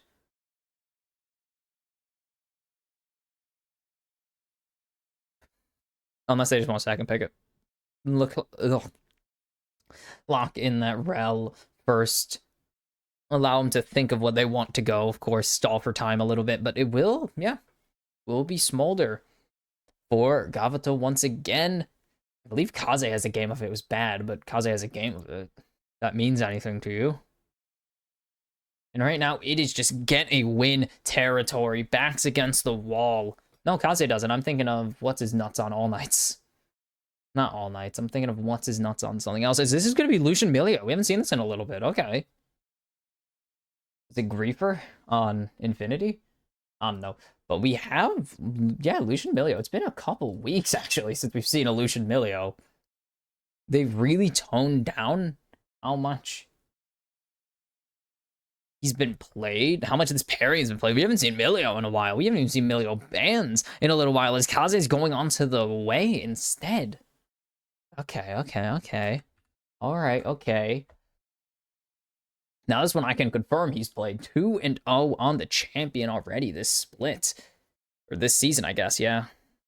And this is going to be... Oop, there we go. This is going to be an important second rotation here, because this is going to be Rainbow Seven getting pigeonholed into junglers pretty much. And Isurus possibly accidentally pigeonholing themselves. They don't want to see on fleek on that Volibear again. It had way too much value. They don't want to deal with it. Even with dual ADCs, or especially with dual ADCs that have movement, they don't want to deal with a Volibear that can jump them. Even if they can get rid of him, there's plenty of ways for him to buffer that would be detrimental to Rainbow Seven's game. Such as buffering a Buster Shot, or a kick from is it Mega Inferno kick or Super Inferno kick? And that's going to be Ivern taken away from Odie. I don't know how good Odie's been on this champion. I do believe he has played it, but 2-0 on it. I was like, I know Jose's played it once. At least once. Name's Brandon. Why would you name yourself Jose? Anyways. What is the last ban possibly of the week? And it's going to be the Udyr taken away from Pawn again. They just don't want to see it, even though it's not winning. It's lost every game this playoffs. It's lost like its last 7 games or something, probably. And they just don't want to see it. This could be a massive pivot if they do commit to it. I don't see it happening. Yeah, don't see it happening. It's just going to be on fleek locking in his jungler, so this is going to be Shadow with the Rel, and they need to find a blindable top lane here. Just harder than it sounds sometimes. Really, it actually won its last... Jesus Christ. It's actually hilarious. And it's going to be Maokai Jungle. Yeah, we haven't seen Maokai in a while. Weird. Also, if you're wondering, entering today, Udyr actually only lost the last 2 games. He was on a 3-game winning streak, which meant he went 1-10 to open the season. Until he went on a random 3-game winning streak. It's going to be Cassante, of course, the blinded top. Oh, baby. Can we get a second one? It's only boring once it gets overplayed, but until then, I'm going to be hyped for it because we saw it yesterday. Nope. Jace. You're boring, Pawn. You're boring me, Spider-Man. Man, we had Zotha absolutely smack some cheeks. Smack some fools around the rift yesterday on Darius, and our reward is not seeing a second one. Pain. Pain is the answer to life's questions. And it would have been fun. It would have been really fun, though. Like, think about it. If we had a second Darius, it would have been awesome. Even if it didn't win, it would have just been a good time for everybody involved. But whatever. Whatever. Fine, I'll take another Jace game, I guess. I'm not gonna take another freaking Cassante game. Come on. Another freaking Cassante game. 2 years of this. Can you imagine? 2 freaking years of this. I hate everything. Oh, sorry, Leo. Leo has fallen and died. He's back. Now he's back. Alright. Waiting for game 3. Isurus, backs, walls, whatever. You heard it earlier. They need to win here. And La Banda stand behind them, but they really need to stand behind their team right now. Those are adorable drawings. I love them. I've never seen a less threatening shark in my life. I love them. They made chibi versions of the shark. It's awesome. Bunt, backs, walls, all that thing. Isurus need to win 3 straight. Leviathan were in the same position yesterday, and they folded like an omelet. Let's hope that Isurus don't do the same, or do hope. If you're a part of LaGuardia, hope that Isurus do the same. If you're a part of La Banda, or just want a really good series because you're a neutral, hope that Isurus take us the distance here, but they're going to need to show up against a team they have historically this season. That sounds like a redundant phrase. That a team that this season they have not shown up against until now. This is really their first pair of competitive games against Rainbow Seven all split. They've been having a tough one. Pretty much because they got to face Rainbow Seven during their pissed off phase where they won back-to-back. Well, they won 11 straight. Or not 11 straight. They won 10 straight, lost a series, won 10 straight. Yeah, they were pissed a little. They were a little pissed losing those 2 series. So Rainbow Seven have taken no prisoners pretty much. It has been a pretty big bloodbath that they have left in their wake. And they're looking to expand that win streak to 13 to make it 6 series in a row that they have won. 13 games in that stretch. Meanwhile, Isurus looking to keep their own miniature winning streak alive, expanding it to a mere 3 series in a row. They had to face Estelle and Rainbow Seven back-to-back, so their winning streaks were short. When you can't beat the cream of the crop, your winning streaks are short, and Isurus are going to need to put together a pretty nice winning streak here, not just to come back in the series, but even if they get sent to lower bracket to win the playoffs, to win the championship, they're going to need a good one as Lava just gets level 2, but he might have done more damage to himself as Kaze's going to be able to trade pretty aggressively here. Including the turret. The turret was getting involved in that one, so bit of an over-aggressive play from Lava, maybe overestimating how much damage he could do, or underestimating how much damage, or underestimating the range of the turret. Those things are sniper rifles in disguise. So it's not shocking that they probably found him. Meanwhile, Sayo and Lions are punishing Gavato's lack of existence in the early phase of the game, as they have just stacked the wave and are going to smack them across, and they missed the cannon. As, yep, that's exactly what they're going to do. They're just going to go forwards. Shadow has nothing to do but crash down to safety and respect the fact that Seo does way, way, way more damage than Gavato can output at the moment. And you can see this turret falling to pieces at the moment as well. We'll be able to trade them a little bit at least, but that is almost an entire turret plating gone in just under a minute and a half, or just over a minute and a half into laning phase. So now kind of reached where the waves are going to be for a while. Summit has reached where his wave is going to be for the entire game. Seo continues to just put in the damage. And On Fleek spotted out, so Lava knows to not be too stupid on this play. But also, OD knows that he is perfectly safe to go for this bot scuttle. Doesn't need to worry about a rogue Xin Zhao showing up in the slightest.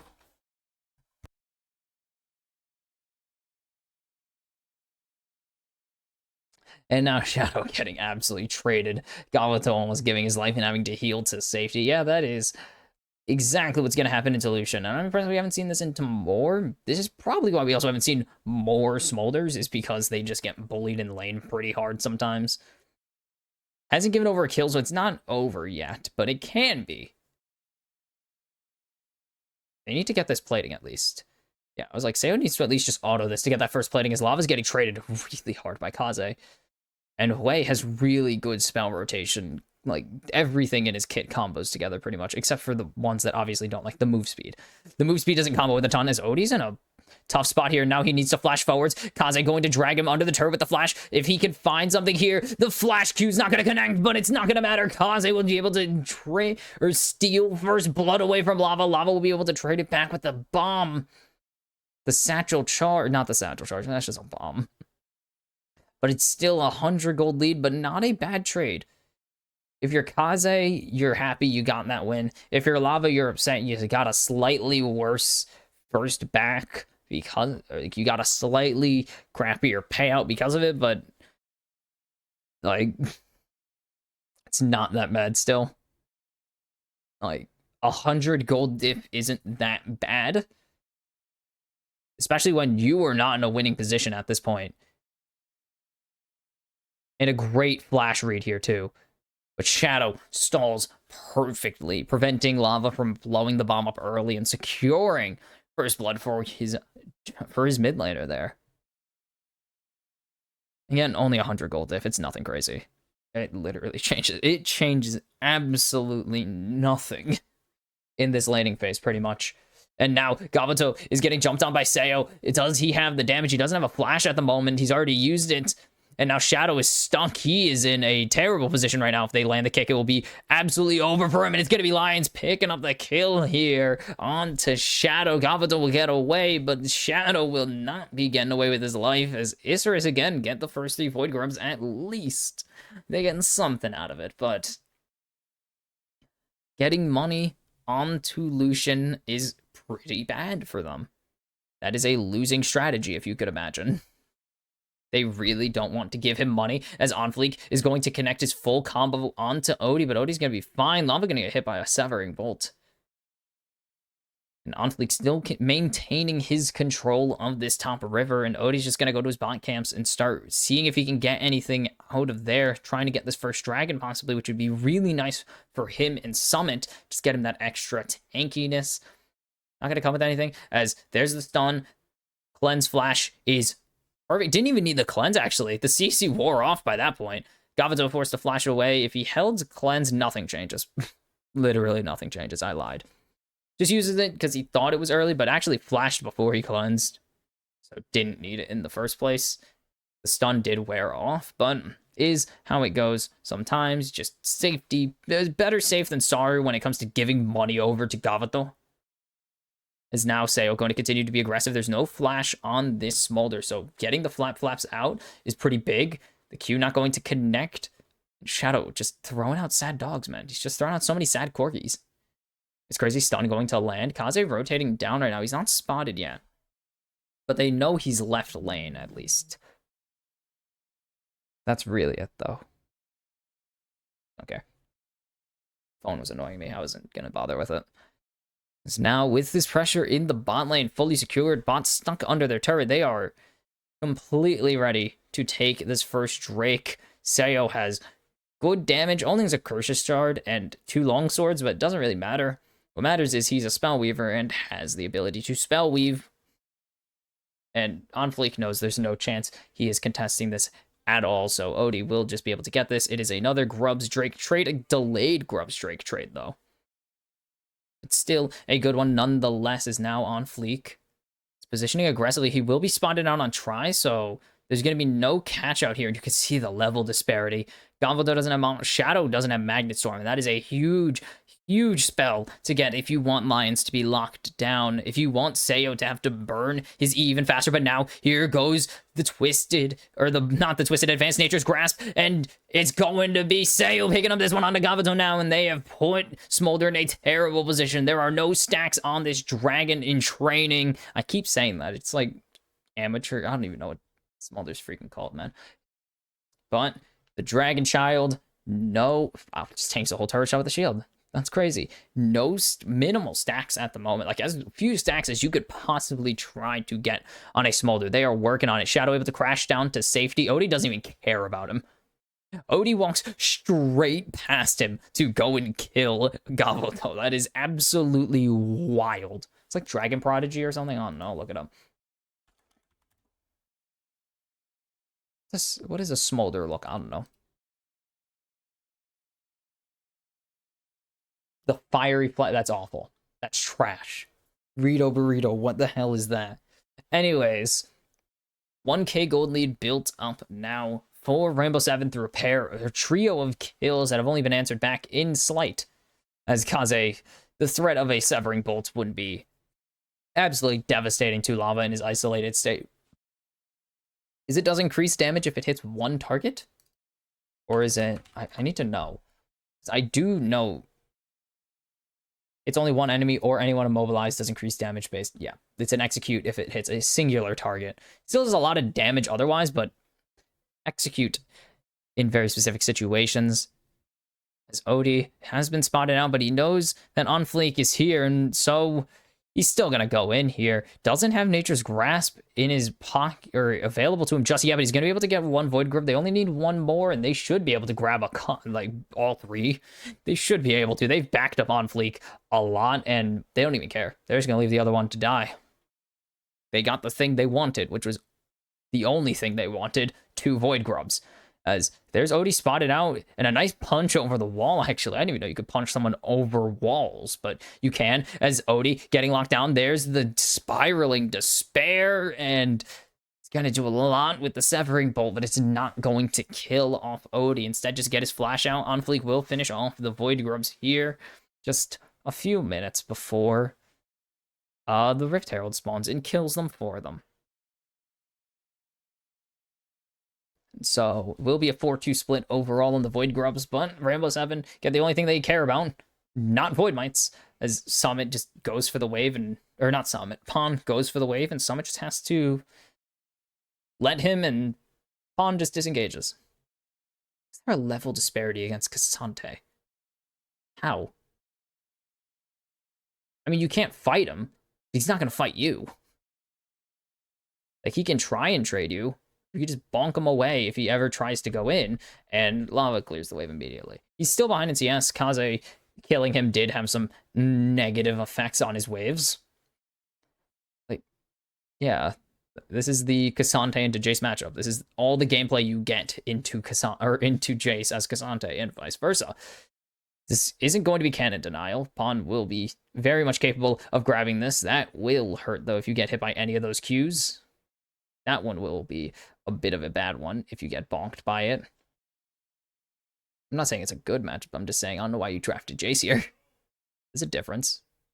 Summit going to be able to grab that Grasp proc before just leaving, and trying to go for Q3 is not going to connect to anything, and we're starting to see first items come in. Luden's Companion finished for Kaze. Going to be a lot more bursty with that one. Storm Razor finish. Let's go. It's time for a bunch of on-hit Lucian effects. Yes. Crit on hit. Not even crit. It's just energized.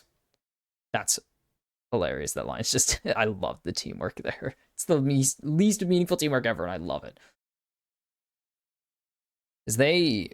As Rainbow Seven have full control of the enemy jungle here, but that's the spiraling despair. Is it going to be enough to finish off Lava? Flashes to safety. The mom comes down. Mom finds nothing incriminating on the child, though. A shadow comes in with a crash down, but Lion's going to punch her away. And now Sayo is going in with the culling. Lions is so low, but they can't find anything, and now Summit's here to help the party out. And Kaze is getting absolutely chunked. Sayo is just dancing around all of Gavato's spells, but he still needs to be careful, as that is a huge Q, and that is a huge flap, as Kaze finds it with the Severing Bolt. And now Summit trying to 1v4. Odie is just not strong enough to get involved here. He has no health, but that's going to be one for Summit already. He's going all out on Kaze. Can he find more? That's a flash forced out of Pawn, but they need to get Gavato, but here comes the teleport.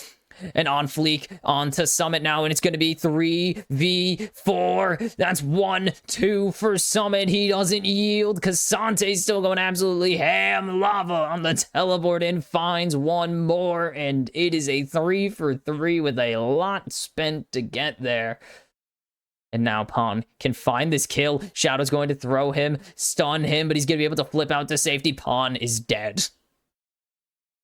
Pawn lives on 1. I thought he was dead, but he's going to be able to tank the bomb just barely enough. Lava can't finish off this turret, though. The minion waves didn't leave him in such a great state to do so, and eventually this fight calms down, and almost everyone died in this game at some point, except for the top laners.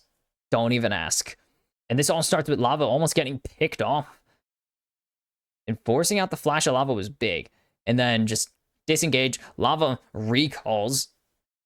Actually, Lava re-engages with this fight. Odie gets Shadow down. Lions is getting smacked in the head repeatedly by Onfleek. Sayo is running for his life. They did get Lava, by the way. That's how long this fight was. It was 30 plus. It was like a whole minute. Sayo's just dancing around everything, but this Shock Blast right here. Sayo's playing a bit too close. Shock Blast, Flash, doesn't matter. And now the fight continues. Pawn, is he going to be able to outrun it? No, he needs to be careful here. He's going to get rooted up. Does he have the knockback available? Doesn't matter. Front flip to your doom. As Pawn will fall to Lava and Odie. And now it is Rift Herald time, actually, apparently. It is Rift Herald time and Drake time. Continue trading cross maps. Summit can kind of put the hurt on Fleek, but it would not be a good idea to do that because Kaze's right there. And so are Gavato and Shadow, and it would be a smackdown for the ages. As the first turret will fall and bot lane Lava will pick up that money, at least standing gold, as we call it. As we call it, everyone calls it. That Smolder finds the solo onto Sayo. Meanwhile, Gavato is he's pretty strong. He's not even full stacks yet. He can still beat Lucian's head in. And that is a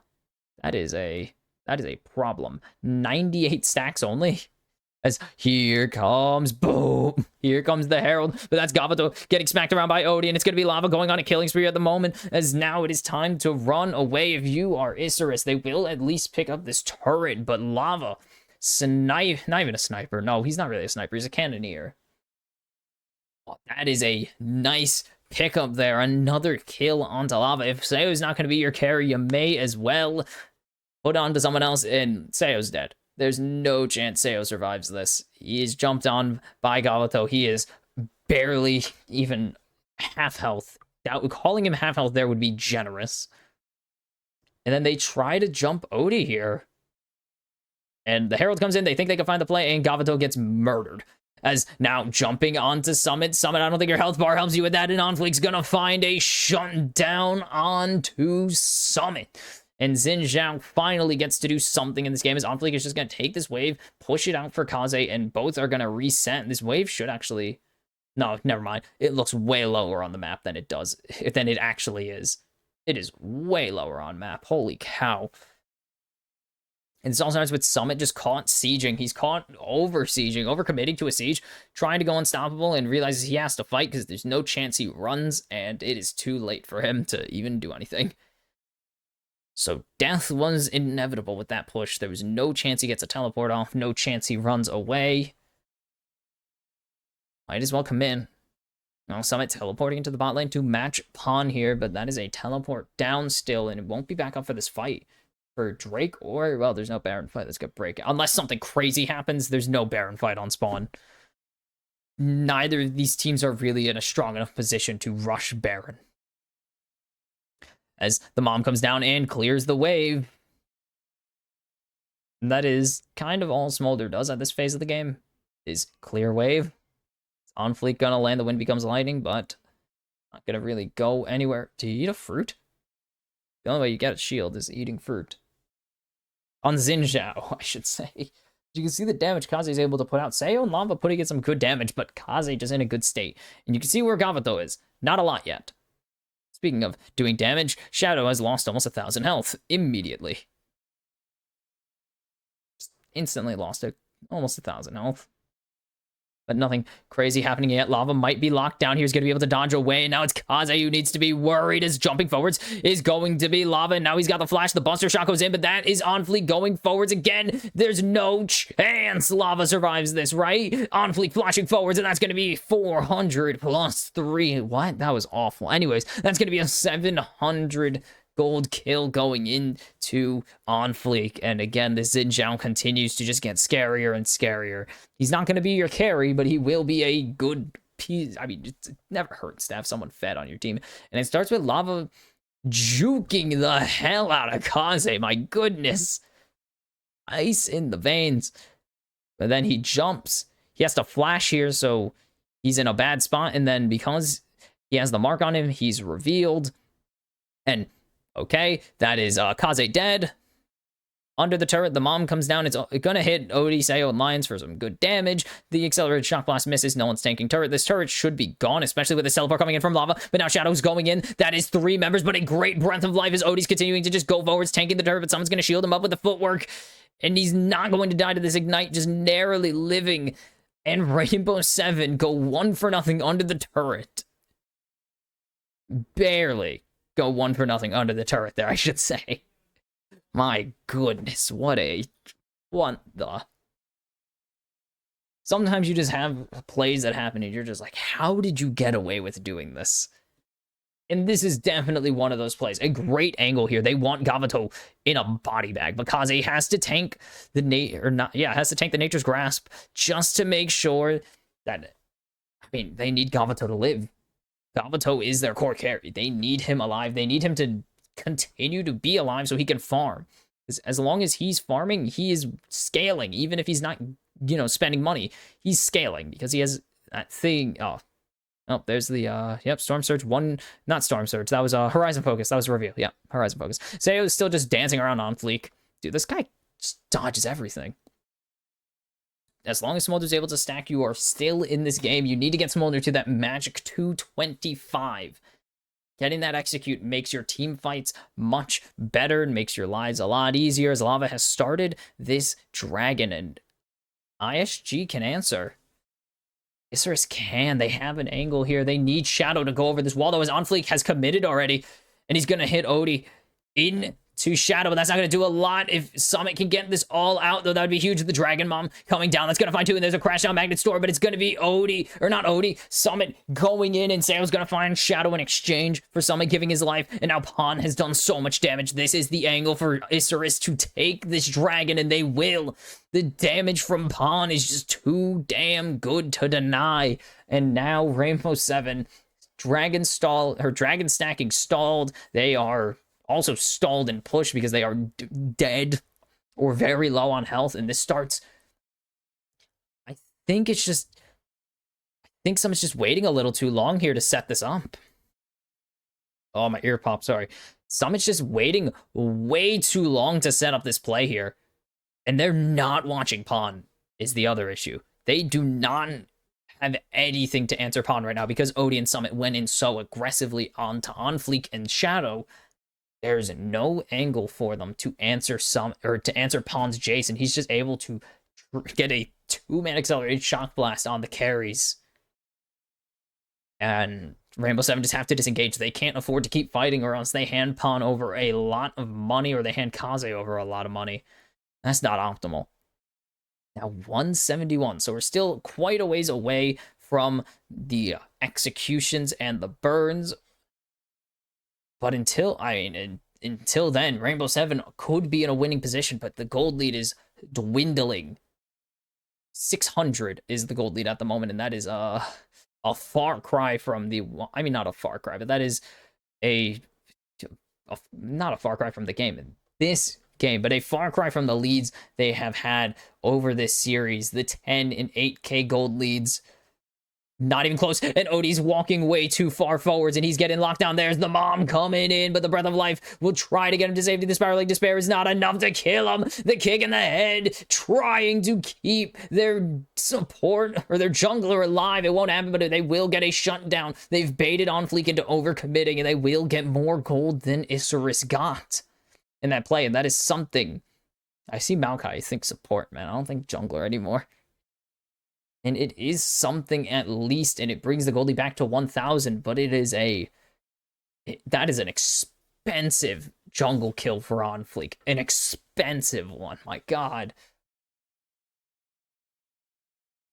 Odie comes and just overextends really overextends. He is confident that he can get out of there alive, or that there's no one on the other side of that wall.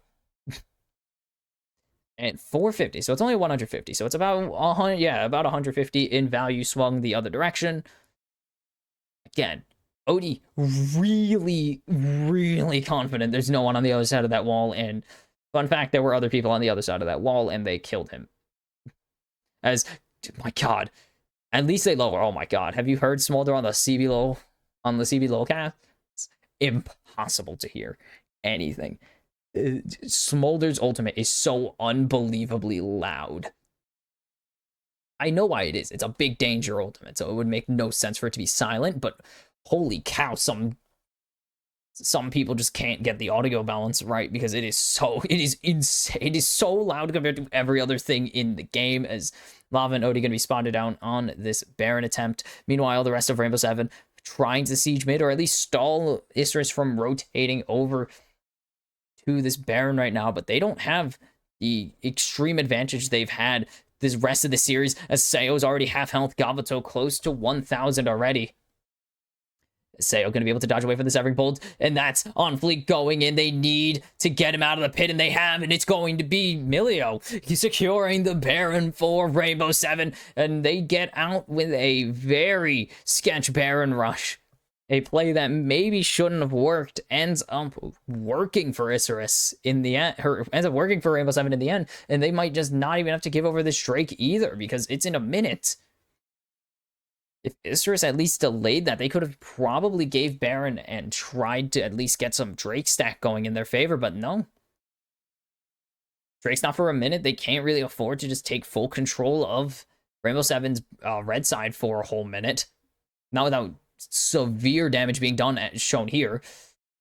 Rainbow Seven able to just take this mid-tier 1, so now they have evened out the pressure in mid lane, but now they have Baron minions to do it with, so they could just send Seo there and keep pushing away. Just send Lava there and just keep these waves pushing for good, but we can see Lava up in top lane now. And it starts... How does he get out? Oh, Buster shotted. I didn't know... I was like, he can't dash to teammates with the Audacious. Doesn't dash with the Audacious. Gets smacked across the head with a Buster, with a giant cannonball for all intents and purposes. Like, for all intents and purposes, a giant cannonball. His pawn is running for his life. Nature's Grasp already burned.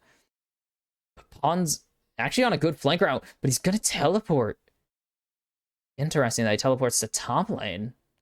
I feel he should have teleported to mid there. Because now they just surrender the Drake. Oh, wait, never mind. I just saw where... I forgot where On Fleek was. I was like, oh, On Fleek's not even close. Never mind. Don't teleport mid here. Interesting. Why did they do this? Actually, if they're all going to just rush mid in the end, why even send Pawn to top lane?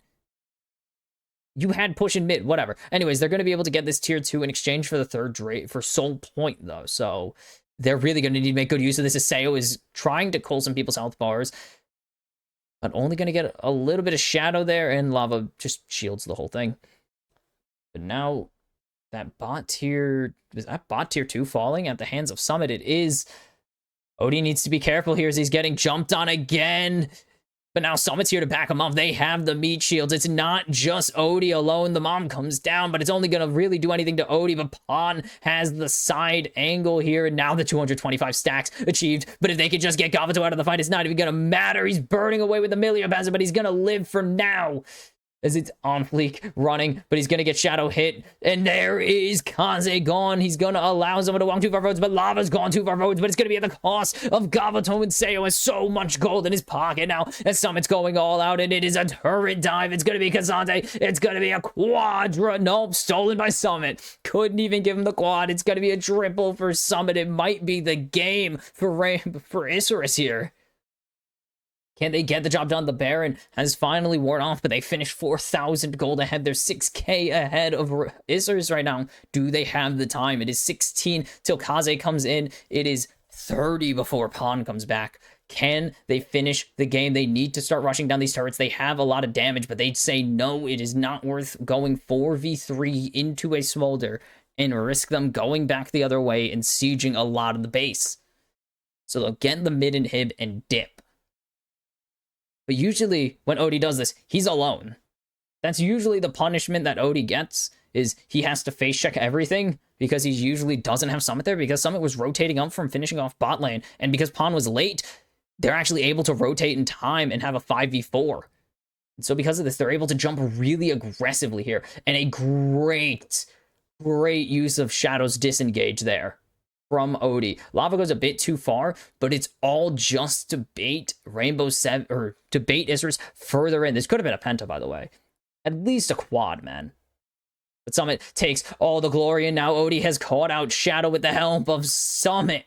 And that is Summit going on a killing spree. Kazante, Maokai, Tristani. That's just all 5. That is literally just Summit got the last blow there, pretty much. 5 members of Rainbow 7 just execute Shadow. On fleek, the kick will not connect. If the kick connected, we could have been in a very different situation here, but on fleek going to tank the bomb. Gavuto just needs to use his ulti to clear out this wave. That is pretty much the pressure that Rainbow 7 have been putting. And Odie's just going to be able to tank this turret with the help of the warm hug. God, warm hugs. Stupid ability. I mean, not a stupid ability name. Very in character. So dumb to cast that ability name, you know? Isurus. Kind of stuck in their base, but Gavuto does have wave clear with the Smolder ulti, but they can't really afford to constantly use it on a cooldown, because the next time they use it, it might not be up for Baron. And that is going to be a lot, because if Isurus surrender this Baron, the game is pretty much finished. Rainbow 7 will just be able to overwhelm them with their sheer side laning presence. They have Tristana Cassandra. They can 1-3-1 very easily. They can even just 1-4 at this pace. They can even just send Lava or Summit into top lane or bot lane and just have the 4 members push through mid and end this game.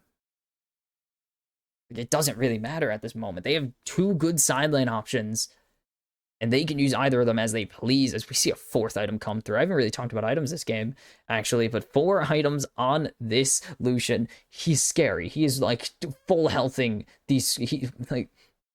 I don't know how to stress it besides Pawn, Gavuto, and Kaze will be deleted if they stare at a culling. If they stare at Lucian Funny while he's ulting, he will probably take out half their health bar without trying. But also Smolder's Q will just take out all of their health, so who knows? We're not seeing... I mean, okay. We are seeing a lot of value put into Gavuto here once again, and Rainbow 7 know that they have been putting so much pressure onto this Smolder, but now they are in a tough position as they have the Nature's Grasp. This could be absolutely huge as Odie's spotted out. If he lands Nature's Grasp here, this could be absolutely massive into forcing Isurus to their deaths as they've locked down on fleek. On fleek gonna go into the Crescent Garden. Now it's a 5v2 pretty much on 2 members, and Gavuto has 1. They really need to find a way to kill Gavuto. They jump on fleek, but it's not going to be enough. Summit in the backline's doing a lot. Pawn is getting melted by the calling, and Lava's going to be able to finish this off. They need him to finish off Gavuto, but Gavuto is just 5v1 right now. A triple kill right now for the Dragon, but it's going to be a big shutdown in this team fight going over to Lava. Lava needs to survive all of this onslaught, though. He has the healing coming through. The stall is going to be massive. It is just Shadow versus Rainbow 7 right now, and they can continue this push if they so choose. Lava's gonna back and teleport in. The Lions is all alone for the time being. You can see LaGuardia getting excited. They are getting loud. They want this series done. They want to win this set. They want to face Estradal in 2 weeks for a shot at the final. That's gonna be 1 turret down. They need to stall for 10 seconds. Pawn is back in that time. Shadows down. Can Pawn respawn in time? I don't think so. In Rainbow 7 get it done in 3, and they push Isurus to 0-7 against them this split. And they have a date with Estradal Esports in the winners, the upper bracket finals. And the first of 3 there will be for the first spot in the final.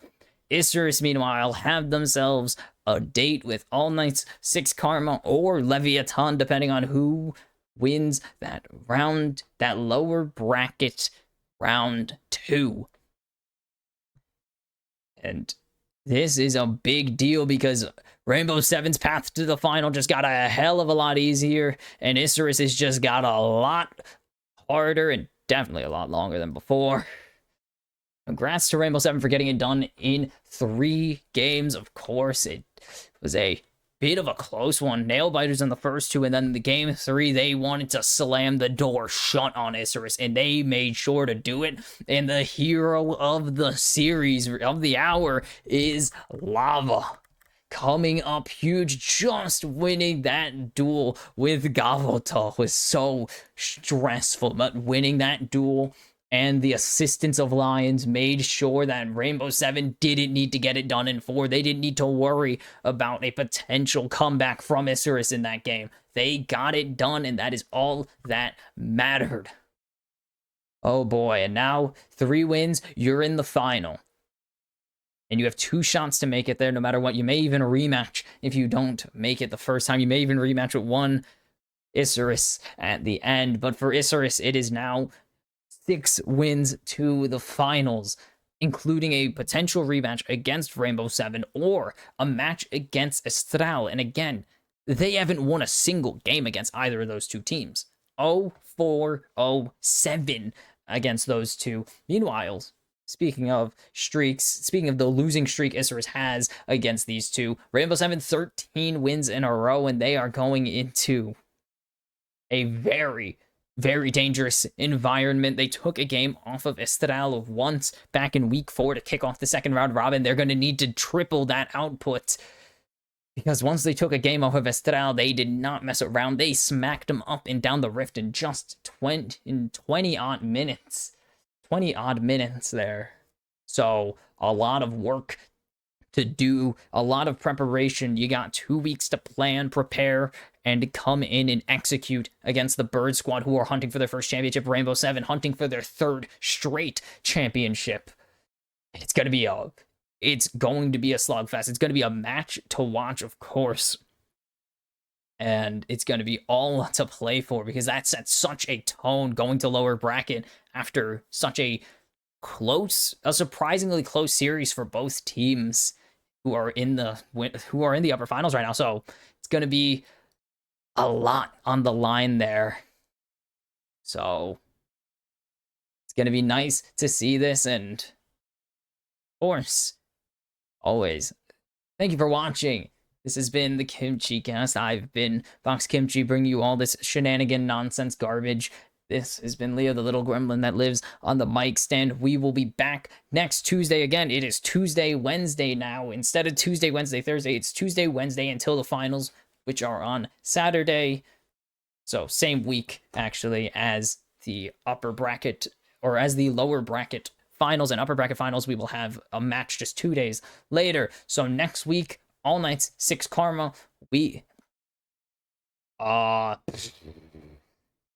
Oh, no, yes, next week, 6 Karma, All Knights, and then Leviathan versus the winner of that match.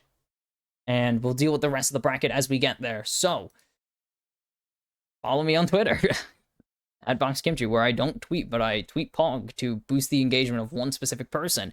And, that's really it. I don't really care about plugging anything else. Maybe a Splatoon stream sometime soon on the other Twitch page. I don't know. But as always, have a good night.